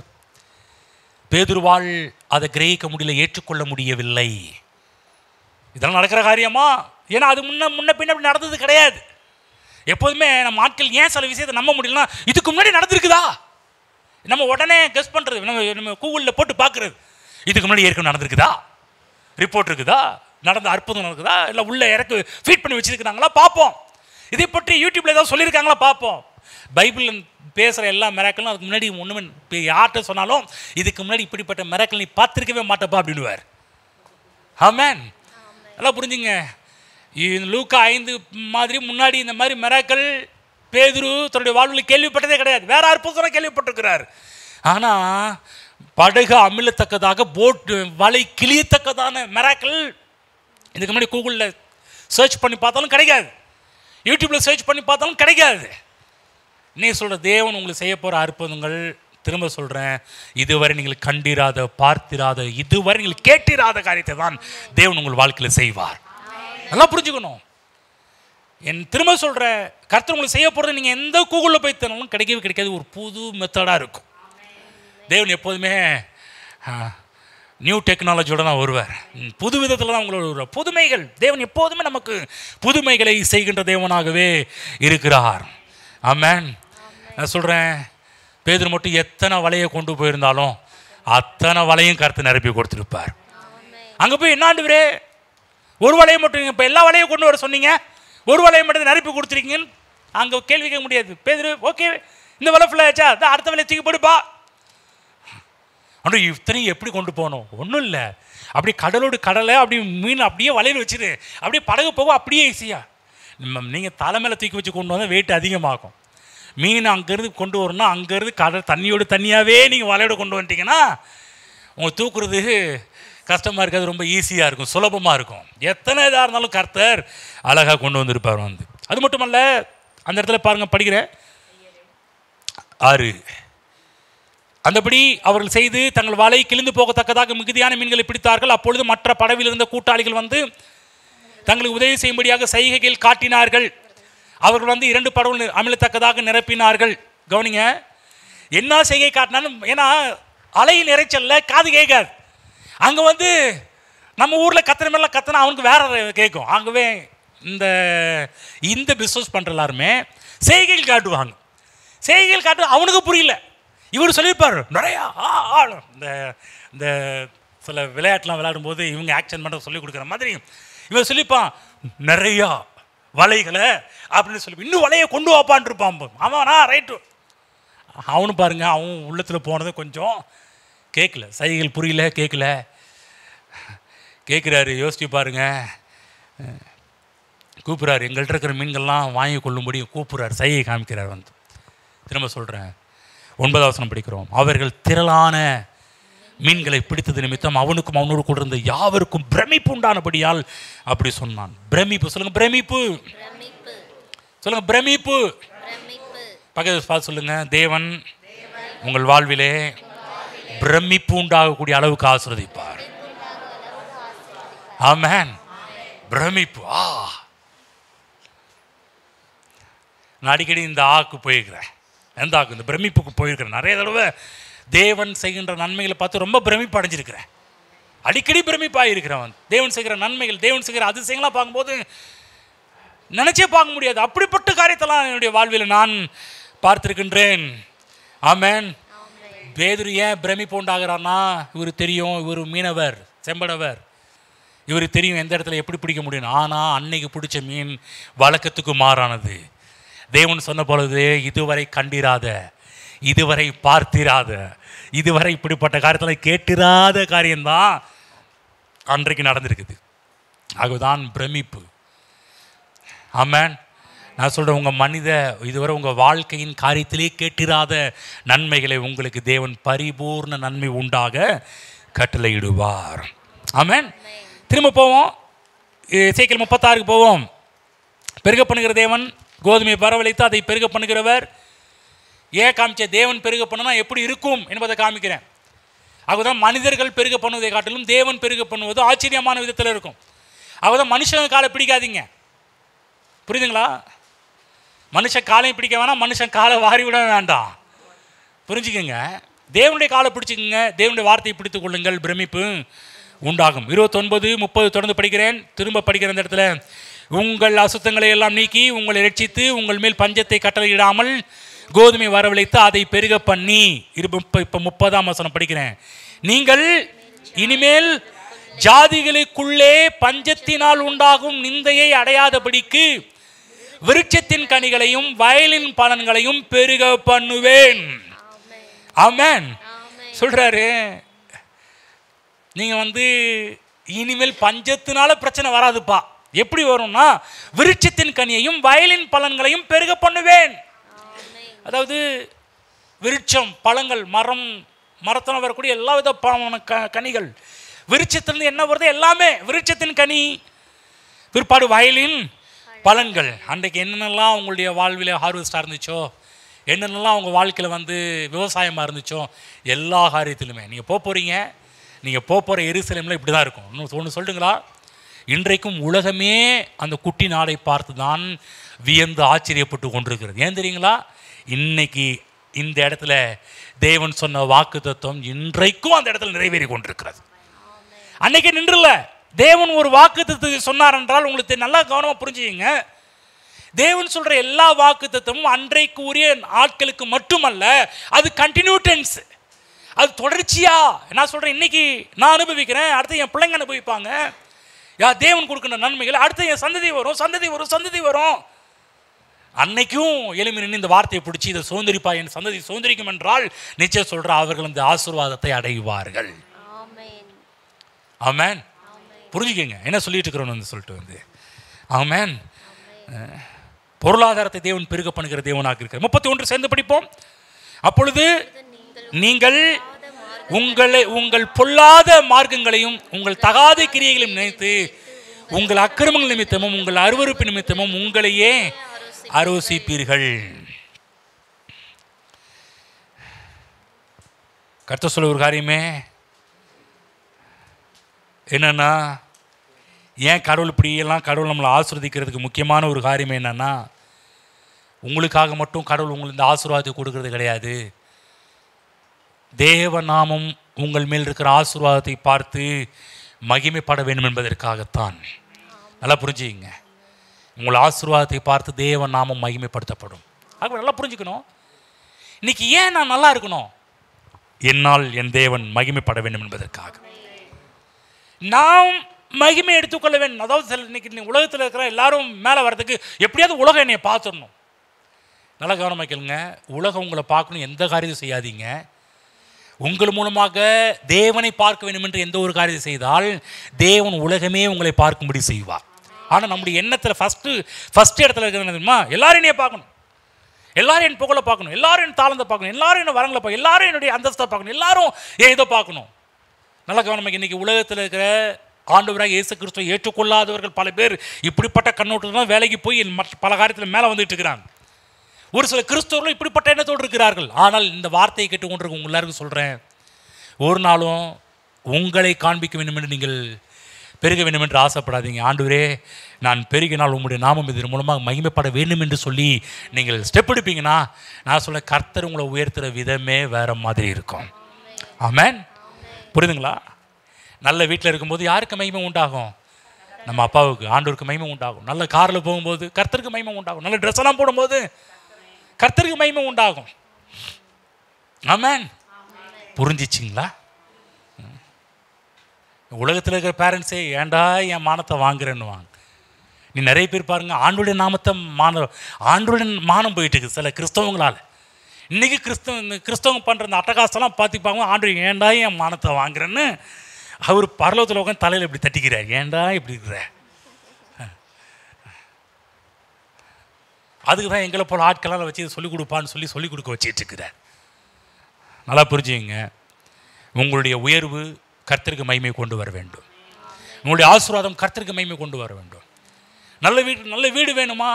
ஒரே தாட்டில் இருக்கணும். என்ன தாட்னா, ஆண்டவரே உங்களுடைய நாம மகிமைக்காக நல்ல வீட்டை தாங்க ஆண்டவரே. எல்லாரும் பரவாயில்லப்பா இந்த இடத்த வாங்கின வீட்டை கட்டணும் சூப்பராக அப்படி இப்படின்னு சொல்லி நம்மை யாரும் புகழ வேண்டும் என்ற நோக்கத்தோடு நம்ம ப்ராஜெக்ட் ஆரம்பிக்கக்கூடாது. ஆண்டவரே இந்த வீடு உங்கள் நாம மகிமைப்படுறதுக்காக நான் வாங்கணும், இடத்த வாங்கணும்.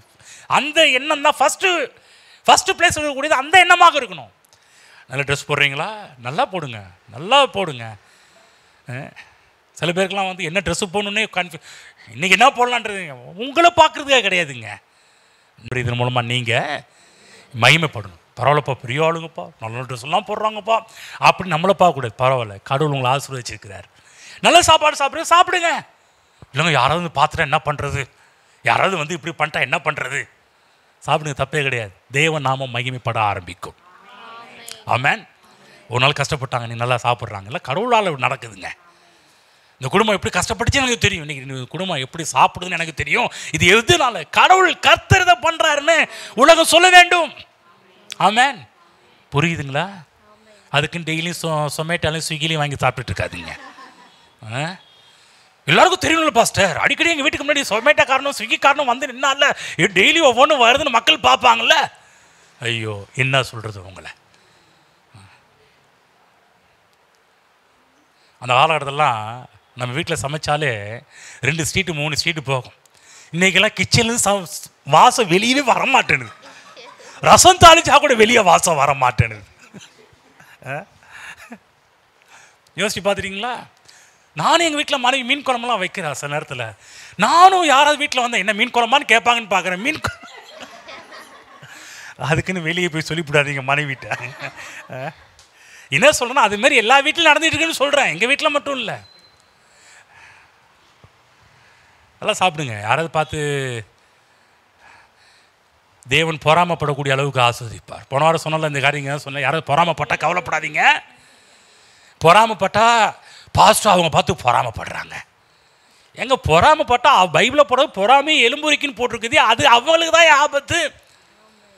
நீங்கள் சாப்பிட்றத பார்த்து மக்கள் படட்டும், நீ நகைப்பாறதை பார்த்து படட்டும், யாருக்கு ஆபத்து? உங்களுக்கு இல்லை, கர்த்தர் மகிமைப்படுவார். ஆனால் யார் யாரெல்லாம் பொறாமப்படுறாங்களோ அவங்களுக்கு தான் ஆபத்து. நல்லா காரில் போகிறீங்களா, ஐயோ அவங்க போங்க, பிரச்சனை உங்களுக்கு இல்லை, பொறாமப்படுற அவங்களுக்கு தான். சொல்லுங்கள் பார்க்குறேன், பொறாமப்படுற அவங்களுக்கு தான். ஆமாம், அதுக்குன்னு வேணுக்குன்னு அவன் வயிறு வலிக்கட்டும் எலும்புரிக்கி ஆகட்டும்ன்றதுக்கு அந்த தாட்டோட போகக்கூடாது. ஆண்டவரே இதன் மூலமாக நீர் நம்முடைய வாழ்க்கையில் உயர்வு எல்லாம் பெறும்போது ஒரே ஒரு தாட் மட்டும் தான் இருக்கணும். ஆண்டவரே நீங்கள் மகிமைப்படணும், நீங்கள் மகிமைப்படணும், நீங்கள் மகிமைப்படணும், நீங்கள் மகிமைப்படணும். ஒவ்வொரு காரியத்தை கர்த்தர் உங்கள்கிட்ட கொடுக்கும் போதெல்லாம் உடனே அடுத்த தாட்டு போகணும். ஆண்டவரே இதன் மூலமாக நீர் எப்படி மகிமைப்பட போகிறீர் என்பதை பார்க்க வேண்டும். ஆண்டவரே நீர் எனக்கு கொடுக்குற எந்த ஒரு காரியமாக இருந்தாலும் அது மூலம் ஃபஸ்ட்டு நான் மேலே வரக்கூடாது. ஆண்டவரே நீங்கள் தான் முதல்ல இதில் மகிமைப்பட வேண்டும். கர்த்தர் நாம மகிமைப்பட வேண்டும். நம் மூலமாக தேவன் அவர் வெளிப்படுத்த விரும்புகிறார். இவைகளை எதிர்பார்க்க வேண்டும். இந்த எதிர்பார்ப்பு நமக்கு இருக்கணும். இந்த எதிர்பார்ப்பு நன்மைகளை எதிர்பார்த்து பாருங்க. நன்மைகளை வந்து மொட்டையாக எதிர்பார்த்து போயிடக்கூடாது. நன்மைகளை எதிர்பார்க்கும்போது எப்படிப்பட்ட நன்மைகள், ஏராளமான நன்மைகளை கர்த்தர் நம்ம கொடுக்குறாரு. கொடுக்கும்போது அடுத்த தாட்டு வரணும், ஆண்டவரே இந்த நன்மைகள் மூலமாக நீங்கள் மகிமைப்படணும். புரிஞ்சுங்களா?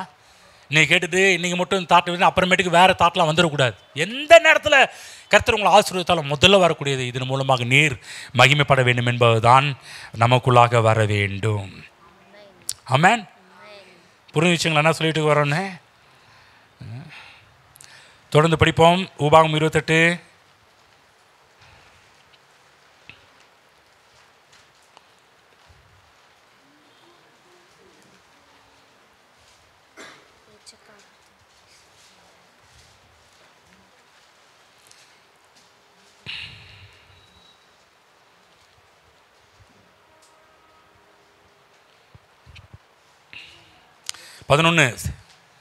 ஏற்கனவே படித்த பகுதி தான். சேர்ந்து படிப்போம், எல்லாரும் சேர்ந்து படிங்க. கொடுப்பேன் என்று கர்த்தர் உன் பிதாக்களுக்கு ஆணையிட்ட தேசத்தில் கர்த்தர் உன் கர்ப்பத்தின் கனியிலும் உன் மிருக ஜீவன்களின் பலனிலும் உன் நிலத்தின் கனியிலும் உனக்கு பரிபூர்ண நன்மை உண்டாக கட்டளையிடுவார். திரும்ப சொல்லுவோம், பரிபூர்ண நன்மை. ஆமென். தேவன் நம்மை குறித்து வைத்திருக்கிற திட்டங்கள் எல்லாமே பரிபூர்ண திட்டங்கள். ஒரு நாளும் நம்முடைய மனதை விட்டு நீக்கவே கூடாது. என் வாழ்க்கையில் தேவன் இதை தான் வச்சிருக்கிறாரு. ஏதோ வச்சுக்க வலிச்சுக்கோ அப்படி கிடையாது, தொட்டுக்க தொடச்சிக்க அப்படி கிடையாது, சுரண்டிக்க அப்படி கிடையாது. பரிபூர்ண நன்மை. இதில் ஒரு காரியம் சொல்ல விரும்புகிறேன். கர்த்தர் உங்களுக்கு பரிபூர்ண நன்மைகளை கொடுப்பது அவருக்கு லேசான காரியம். நல்லா புரிஞ்சு, ரொம்ப ஹார்டு கிடையாது. சில மனிதர்களுக்கு உதவி செய்து ரொம்ப ஹார்டாக இருக்கும். இவங்க பெரிய தேவையாக இருக்குது, எப்படி உங்களுக்கு தேவை நான் கொடுப்பேன்னு தெரியலையே, நமக்கு பெரியதாக இருக்கும். ஆனால் தேவன் உங்களுக்கு பரிபூர்ண நன்மைகளை கொடுப்பது அவருக்கு லேசான காரியம். ஆமென். கர்த்தர் சொல்கிறாரு, நான் உனக்கு பரிபூர்ண நன்மையை கொடுப்பேன் என்று நீ விசுவாசித்தால் நிச்சயமாகவே பரிபூர்ண நன்மை உண்டாவதை நீ உன் வாழ்வில் பார்ப்பாய். விசுவாசிக்கணும். இப்போ நம்முடைய வேலையை விசுவாசிக்கிறது தான். நீங்கள் இந்த வார்த்தையை விசுவாசிக்க ஆரம்பித்தா தேவனுடைய பலத்தால் நிரப்பப்படுவீர்கள். தேவ பலனால் இந்த ஆசீர்வாதம் நிறைவேறுவதை உங்கள் வாழ்விலே பார்க்க ஆரம்பிப்பீர்கள். ஆமென். அதுதான் தேவனுடைய வார்த்தைகள் எல்லாமே வல்லமை நிறைந்த வார்த்தைகள். பைபிள் புறப்படும் தேவனுடைய வார்த்தையானது ஜீவனும் வல்லமை உள்ளதாயும் இருக்கிறது. புரிஞ்சுக்கங்க. தேவனுடைய வார்த்தை வல்லமை உள்ளது. தேவன் எந்த நோக்கத்துக்காக அந்த வார்த்தை அனுப்பினாரோ அந்த நோக்கத்தையெல்லாம் நிறைவேற்றக்கூடிய ஆற்றல் அந்த வார்த்தையிலே இருக்குது. எந்த வார்த்தை உங்களுக்கு கொடுக்குறாரு நல்லா புரிஞ்சுக்க. எந்த வார்த்தை உங்களுக்கு வருதோ அந்த வார்த்தை வெறுமையாய் உங்கள்கிட்ட வருவது கிடையாது. அந்த வார்த்தை உங்கள் வாழ்வில் வந்து அதை நிறைவேற்றக்கூடிய வல்லமையோடு தான் அந்த வார்த்தை உங்களுக்கு வந்து கொண்டு இருக்கிறது. நல்லா புரிஞ்சுங்க. தேவனுடைய வார்த்தை வெறுமையாய் உங்களுக்கு வருவது கிடையாது. கர்த்தர் இன்றைக்கு காலை வேளையில் உங்களோடு சில வார்த்தைகளை பேசி கொண்டிருப்பார் என்றால் நிச்சயம் புரிஞ்சுக்குங்க, அந்த வார்த்தை நிச்சயமாக நிறைவேறும் என்று சொல்வதனால்தான் உங்களோடு அந்த வார்த்தைகளை பேசி கொண்டிருக்கிறார். ஆமென். வல்லமை எப்படிப்பட்ட வல்லமை? பரிபூர்ண நன்மையை கொண்டு வரக்கூடிய வல்லமை தேவனுடைய வார்த்தைக்கு இருக்கின்றது. நம்முடைய வாழ்க்கை தரத்தை உயர்த்தக்கூடிய வல்லமை தேவனுடைய வார்த்தைக்கு இருக்கிறது. சாத்தியமில்லாத காரியத்தெல்லாம் சாத்தியமாக்கக்கூடிய வல்லமை தேவனுடைய வார்த்தைக்கு இருக்கிறது. இன்னும் சொல்லப்போனால் உங்கள் கற்பனைக்கு எட்டாத அளவுக்கு அற்புதங்களை செய்யக்கூடிய வல்லமை தேவனுடைய வார்த்தையிலே இருக்கின்றது. நல்லா புரிஞ்சுங்க. உங்கள் வாழ்க்கையில் கடவுள் எல்லாவற்றையுமே அவருடைய வார்த்தையால் செய்து முடிப்பார். அவர் வார்த்தையை கொடுத்துட்டு இருக்கிறார். ஒரு வசனம் படிப்போம். சகரியா புஸ்தகத்துக்கு போவோம். 4ஆம் அதிகாரம் போவோம். சகரியா 4. போன வாரத்தில் டச் பண்ண நினைக்கிறேன்.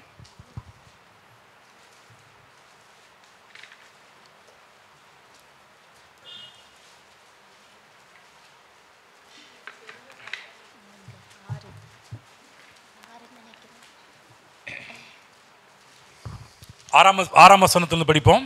அப்பொழுது அவர், செருபாபேலுக்கு சொல்லப்படுகிற கர்த்தருடைய வார்த்தை என்னவென்றால், பலத்தினாலும் அல்ல பராக்கிரமத்தினாலும் அல்ல, என்னுடைய ஆவியினாலேயே ஆகும் என்று சேனைகளின் கர்த்தர் சொல்லுகிறார். 9 படிங்க.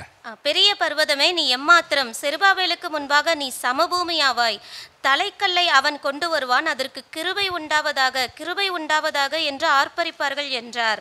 பின்னும் கர்த்தருடைய வார்த்தை எனக்கு உண்டாகி, அவர், செருபாபேலின் கைகள் இந்த ஆலயத்துக்கு அஸ்திபாரம் போட்டது, அவன் கைகளே இதை முடித்து தீர்க்கும். அதனால் சேனைகளின் கர்த்தர் என்னை உங்களிடத்திற்கு அனுப்பினார் என்று அறிவாய். ஆமென். கவனமா கேளுங்க. இந்த சகரியா புஸ்தகம் இஸ்ரவேல் ஜனங்களுக்கு மிகவும் மோசமான சூழ்நிலையில் தேவனுடைய வார்த்தை இவர்களுக்கு வருகின்றது. எப்போதுமே நம்ம கூட நம்முடைய வாழ்க்கையில் கூட தேவனுடைய வார்த்தைகள்லாம் எப்போ வரும், எப்போதும் நல்லா இருக்கிற நேரத்தில் வருவதை காட்டிலும் எல்லாருக்குமே இந்த பிற்போக்கான சூழ்நிலை தான் தேவனுடைய வார்த்தையே வரும். எல்லாருக்குமே, எனக்காக இருக்கட்டும் உங்களுக்காக இருக்கட்டும், இது விதி விலகே கிடையாது. அப்போ தான் அப்செட் ஆகியிருப்போம், அப்போ தான் சோர்ந்து போயிருப்போம், அப்போ தான் கவலைப்பட்டு இருப்போம், இது எப்படி ஆகும் நினச்சிக்கிட்டு இருப்போம். அப்போ தான் தேவனுடைய வார்த்தையே வரும். அதே போல் இந்த மக்கள் கூட இஸ்ரவேல் ஜனங்கள் திரும்ப சொல்கிறோம் இல்லையா, பாபிலோன்லேருந்து சிறைப்பட்டு திரும்ப தாயகம் திரும்புகிறார்கள். திரும்ப எருசலேமுக்கு வராங்க. எருசலேமுக்கு வரும்போது ஆலயம் இடிக்கப்பட்டு கிடக்கின்றது, மதில்கள் இடிந்து போய் கிடக்கின்றது, சூறையாடப்பட்டிருக்கிறது. இன்னும் சொல்லப்போனால் அந்த யூதேயா தேசம், எருசலேம் தேவாலயம் மட்டுமல்ல, யூதேயா தேசத்தில் பல அசம்பாவிதம் நடந்து கிடக்குது. எரிக்காடாக இருப்பது போல மிகப்பெரிய ஒரு அசம்பாவிதங்கள் நடைபெற்று இருந்தது. அந்த நேரத்தில் தான் இது இந்த ஆலயத்தை எப்படி கட்டுறது, இந்த ஆலயத்தை எப்படி நிறுத்துறது என்கின்ற ஒரு மிகப்பெரிய ஒரு கலக்கத்தோடு, ஆதங்கத்தோடு, வேதனையோடு மக்கள் இருந்த நேரத்தில் தான் தேவன் சகரியாவின் மூலமாக தீர்க்க தரிசனம் உரைக்கிறாரு. சொல்கிறாரு, செருபாபேலுக்கு சொல்லப்படுகிற கர்த்தருடைய வார்த்தை என்னவென்றால், பலத்தினாலும் அல்ல பராக்கிரமத்தினாலும் அல்ல, என்னுடைய ஆவியினாலேயே ஆகும் என்று சேனைகளின் கர்த்தர் சொல்லுகிறார். நல்ல கவனமாக கேளுங்க.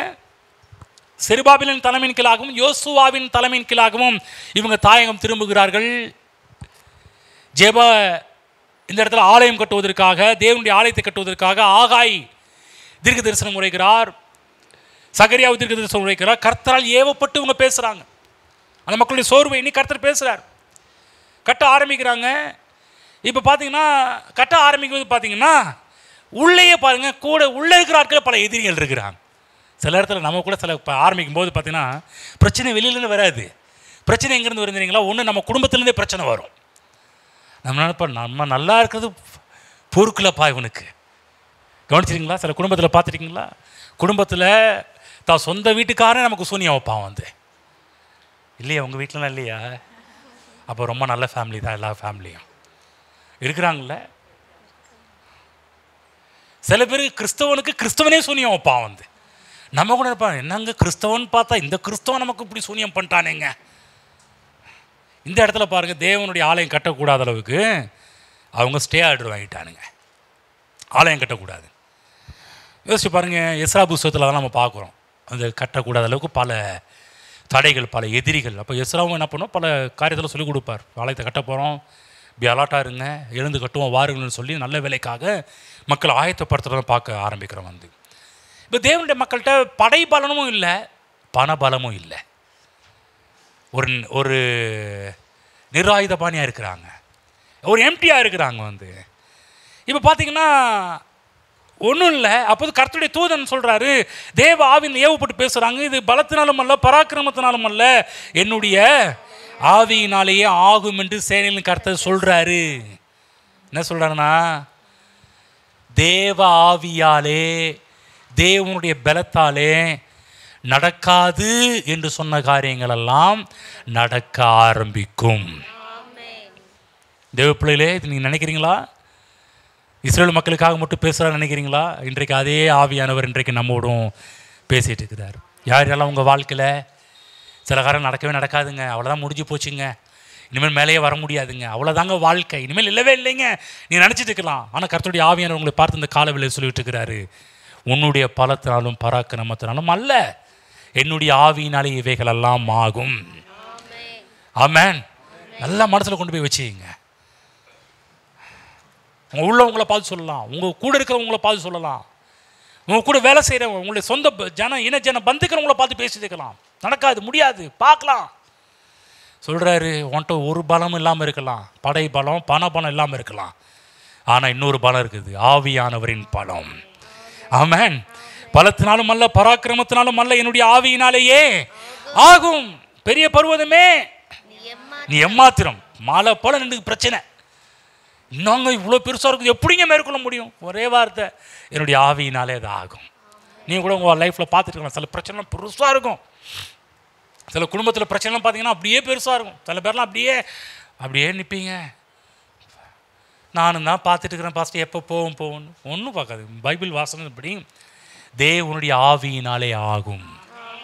ஆமென். சொல்கிறேன், கவனமாக கேளுங்க. அது பைபிள் போடப்பட்டிருக்குது. எப்படி?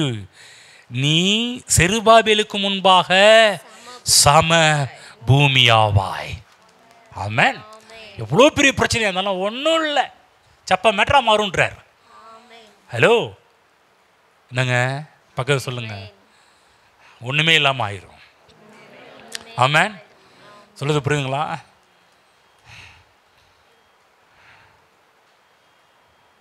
தேவ பலத்தால் நடந்தது. தேவ மக்கள் தேவனுடைய வார்த்தையை பிடிச்சிக்கிட்டாங்க. எப்போதுமே இஸ்ரேல் மக்களுடைய ஒரு பெஸ்ட் கேரக்டர் என்ன தெரியுங்களா? தீர்க்கதரிசிகள் அடிக்கடி வந்து தேவனுடைய வார்த்தையை கொடுப்பாங்க. வேறு ஒன்றும் இல்லைங்க, இந்த ஜனங்கள் தேவன் சொன்ன வார்த்தையை பிடிச்சிக்குவாங்க, அவ்வளோதான். இஸ்ரவேல் ஜனங்கள் வாழ்விலே அடிக்கடி நடந்த எல்லா அற்புதங்களும் இவங்க சோர்ந்து போயிருப்பாங்க. கர்த்தர் உடனே ஒரு தீர்க்கதரிசியை ஒரு ரட்சகனை எழும்ப ஆரம்பிப்பார். அவங்க வந்து தேவனுடைய வார்த்தையை கொடுக்க ஆரம்பிப்பாங்க. அந்த வார்த்தை கொடுக்க ஆரம்பிச்சு அதை பெற்றுக்கொள்வார்கள். நான் சொல்ல, அதை பெற்றுக்கிட்டு அதையே பிடிச்சிக்கிட்டு அதையே பேசிக்கிட்டு அதே நினச்சிக்கிட்டு அதே தியானிச்சுக்கிட்டு போயிட்டு இருப்பாங்க. பெரிய பெரிய காரியத்தெல்லாம் பெற்றுக்கொண்டு போவார்கள். இவங்க நினச்சிட்டு இருக்கிறாங்க, பலத்தினாலும் அல்ல பராக்கிரமத்தினாலும் அல்ல, இது எப்படி ஆகும்? நடக்கிற காரியம் நடக்கிற காரியமா? பாருங்கள், அந்த நாட்களில் நல்லா கவனமாக கேளுங்க. இந்த எப்படி நடந்தது என்று சொன்னால், தேவனுடைய ஆவியானவர் எப்படி பண்ண ஆரம்பித்தார்னா, அந்த நாட்களில் அசீரியா ராஜா தேவனால் ஏவப்பட்டு இவங்க ஆலயம் கட்டுவதற்கு வேண்டிய ஆலயம் கட்டுவதற்கு வேண்டிய அனுமதி மட்டும் இல்லாமல் அந்த கட்டுவதற்கு வேண்டிய பணத்தையும் தேவன் கொடுக்கும்படி செய்தார். இவங்க ஃபீல் பண்ணிட்டு இருந்தாங்க, இது எப்படி ஆகும்? பலமும் இல்லை, பணமும் இல்லை, பராக்கிரமும் இல்லை, இது எப்படி ஆகும்? ஆவியினால் ஆகும். பிடிச்சிக்கிட்டாங்க. கவனமாக கேளுங்க. அசீரிய ராஜா, இவன் வந்து ஒரு யூத ராஜா, இஸ்ரவேல் ராஜா கிடையாது. இவன் வந்து ஒரு பெரிய ஒரு புறஜாதி ராஜா. கவனமாக கேளுங்கன்னு ஒரு விஷயம் சொல்கிறேன். இந்த அசீரிய ராஜா இவன் எப்படி தேவனால் ஆலயப்பட்டு இந்த காரியத்தை கொடுத்தானோ, இதுக்கு முன்னாடி ஆலயத்தை கட்டக்கூடாதுன்னு கட்டளை போட்டதே அவன் நாட்டு ராஜா தான்.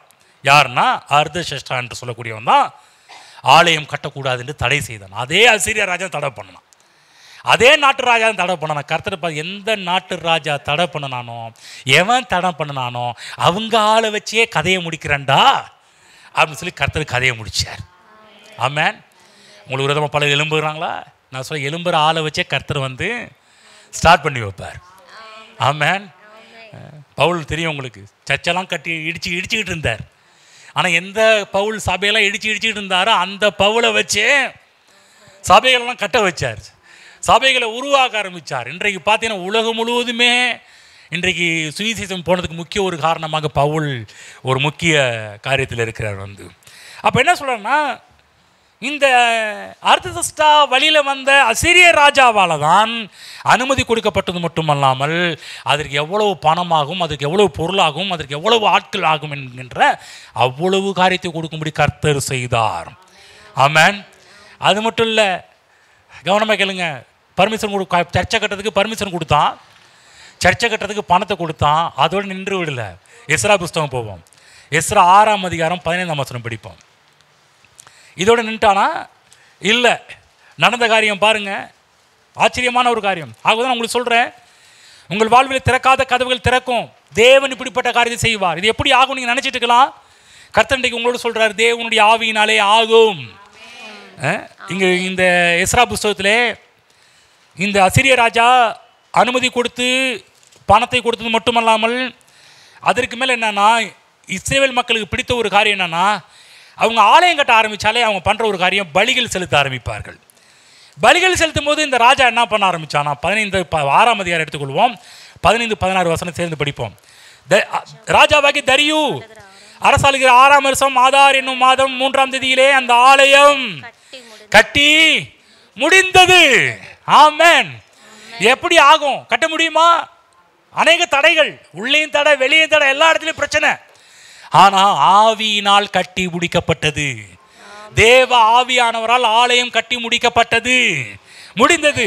அப்பொழுது இஸ்ரவேல் புத்திரரும் ஆசாரியரும் லேவியரும் சிறையிருப்பில் மற்றவர்களும் தேவனுடைய ஆலய பிரதிஷ்டையை சந்தோஷமாய் கொண்டாடினார்கள். தேவனுடைய ஆலயத்தின் பிரதிஷ்டைக்காக படிங்க பார்க்கலாம், 100 காளைகளையும் 200 ஆட்டுக்கடாக்களையும் 400 ஆட்டுக்குட்டிகளையும் இஸ்ரவேல் கோத்திரங்களுடைய இலக்கத்தின்படியே இஸ்ரவேல் அனைத்தின் பாவ நிவாரண பலிக்காக 12 வெள்ளாட்டு கடாக்களையும் பலியிட்டு மோசையின் புஸ்தகத்தில் எழுதியிருக்கிறபடி அவர்கள் எருசலேமில் உள்ள தேவனுடைய ஆராதனைக்கென்று ஆசாரியரை அவர்கள் வகுப்புகளின்படி லேவியரை அவர்கள் முறை வரிசையின்படியும் நிறுத்தினார்கள். ஆமென். சந்தோஷமாக கொண்டாடினாங்க. பலிகளும் கொடுக்கப்பட்டு எப்படி இது நடந்துச்சு என்று சொன்ன ஒரே ஒரு விஷயம், தேவனுடைய வார்த்தையை பிடித்து கொண்ட ஜனங்களால். ஆமென். தேவ பிள்ளைகளே, நன்மை உண்டாகும். நன்மை எதிர்பாருங்கள். உங்கள் ஒவ்வொரு நன்மைகளும் தேவ நாமம் மகிமைப்பட வேண்டும் என்று எதிர்பாருங்கள். சில நேரத்தில் நீங்கள் ஸ்டக்காகி நிற்கலாம். இது எப்படி ஆகும்? நன்மை எதிர்பாருங்க. ஆவியினாலே ஆகும் என்று எதிர்பாருங்கள். பரிசுத்த ஆவியானவர் இந்த காரியத்தில் இறங்கி அவர் எப்படி வேலை செய்ய போறார் என்பதை பாருங்கள். திறக்காத கதவுகள் உங்களுக்காக திறக்கும், மூடிய கதவுகள் திறக்கும். ஆமென். புரியுதுங்களா? வராத காரியம் வர வைப்பார் தேவன். தேவனுடைய வார்த்தையை பற்றி கொள்கின்ற ஜனங்களாக இருங்கள். அதுக்கு மட்டும்தான் நீங்கள் வாழணும். தேவனுடைய வார்த்தை அதையே பேசுங்க, அதையே மனசில் வைங்க. நீ கர்த்தர் உங்களோட என்ன பேசினாரு? சில காலத்தில் பயந்து கலங்கி திகைத்து போய் வந்திருக்கலாம். நீ கர்த்தர் பேசியிருக்கிறாரு, அதையே பிடிச்சி அதையே பேசிக்கிட்டு இருங்க. ஆமென். இதற்காக தேவன் என்னென்ன வேலை, ஒரு அஞ்ஞான ராஜாவை பிடிச்சி அவனை கொண்டு எல்லா காரியத்தையும் தேவன் செய்ய வைக்கிறார். ஆள் பலம் இல்லை, பணபலம் கிடையாது, ஆவியானவரால் இவைகள் நடந்தது. நான் சொல்கிறேன், கர்த்தர் இன்றைக்கும் உங்கள் வாழ்விலே வேலை செய்து கொண்டிருக்கிறார். நீ நினைக்கிறீங்க நீங்கள் அமைதியாக இருக்கலாங்க. தேவன் உங்களுக்கு கொடுத்த வாக்கு தத்தம் அமைதியாக இருக்கவில்லை. தேவன் உங்கள்கிட்ட ஒரு காரியம் சொன்னார்னா, திரும்ப சொன்ன ஆரம்பிக்கும் சொன்னலையா, அதை செய்து முடிக்கக்கூடிய ஆற்றல் அந்த வார்த்தைக்கு இருக்கிறது. நீங்கள் சும்மா இருக்கலாம். சொல்லுவாங்க இல்லையா, விதைத்தவன் தூங்கலாம், விதைகள் உறங்குவது இல்லை. நீங்கள் அமைதியாக இருக்கலாம். கர்த்தர் கொடுத்த வாக்கு தத்துவம் அமைதியாக இருக்கவில்லை. தேவன் கொடுத்த வாக்கு தத்துவங்கள் நீங்கள் சும்மா இருக்கலாம், நீங்கள் தூங்கிட்டு இருக்கலாம், அமைதியாக இருக்கலாம், ஒன்றுமே பண்ணாமல் இருக்கலாம். ஆனால் அது வேலை செஞ்சுக்கிட்டு இருக்கும், அது காரியங்களை கொண்டு வரும். ஆனால் அதை நினைங்க, தேவனுடைய வார்த்தை நினைங்க. எது வாய்க்காது என்று நீ நினைத்து கொண்டிருக்கிறீங்களோ அதை வாய்க்க பண்ண தேவன் வல்லவராக இருக்கிறார். எதை சாதிக்க முடியாது நீங்கள் நினைத்து கொண்டிருக்கிறீர்களோ அதை தேவன் சாதிக்க பண்ண வல்லவராக இருக்கிறார். ஆமென். அதுதான் தேவன் அதற்கான வாக்குத்தத்தங்களை கொடுத்திருக்கிறாரு. அதை பிடித்து கொள்ளுங்கள். எழுந்து நிற்போம்.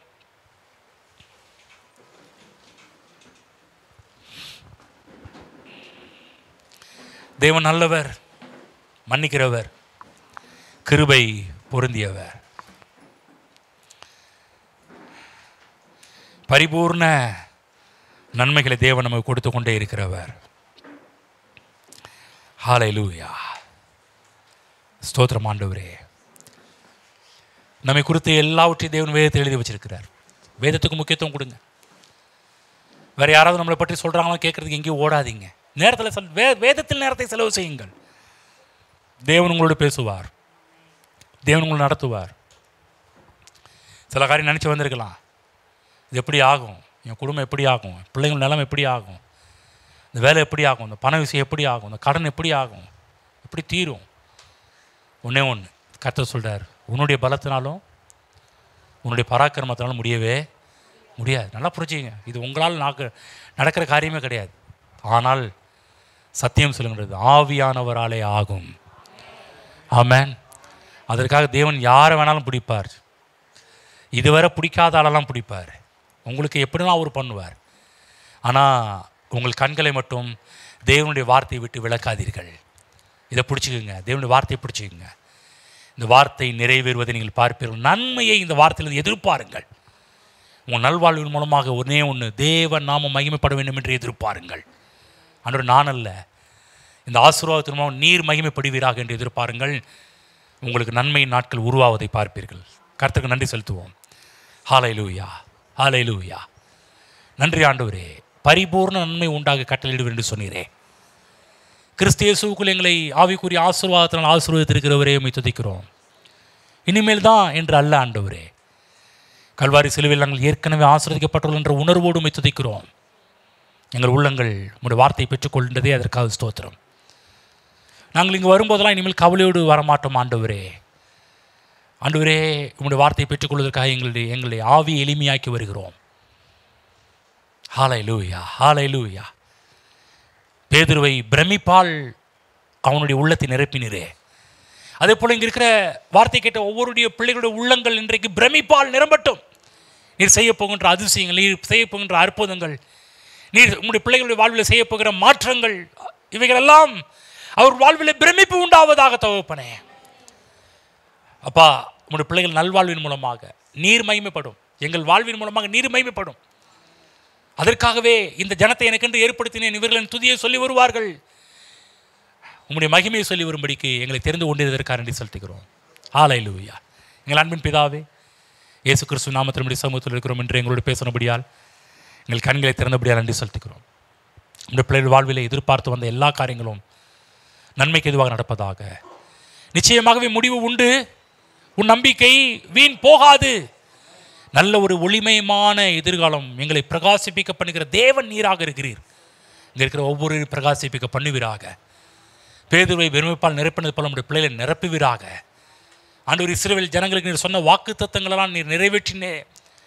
ஆண்டவரே, அவருடைய பாவத்தை கழுவி புது இருதயத்தை கொடுத்து ஆவியை, உம்முடைய ஆவியை அவர்களுக்குள்ளாக வைத்தது போல இன்றைக்கு எங்களுக்குள்ளாக நீர் வைத்திருக்கிறதற்காக உமக்கு நன்றி செலுத்துகிறோம். எங்கள் வாழ்விலே நன்மைகளை பெருக பண்ணுகிற தேவனாக நீர் இருக்கிறீர், அதற்காக நன்றி செலுத்துகிறோம். ஹல்லேலூயா. அதன் மூலம் நீர் மகிமைப்படுவீராக. நம்முடைய பிள்ளைகளுடைய கையின் பிரயாசங்கள், குடும்ப வாழ்வு, பொருளாதார வாழ்வு, எல்லா காரியத்திலும் நம்முடைய பிள்ளைகள் சிறந்து விளங்கட்டும் என்று நம்முடைய பிள்ளைகளை ஆசீர்வதிக்கிறோம். இயேசு கிறிஸ்து நாமத்தில் பிதாவே, ஆமென்.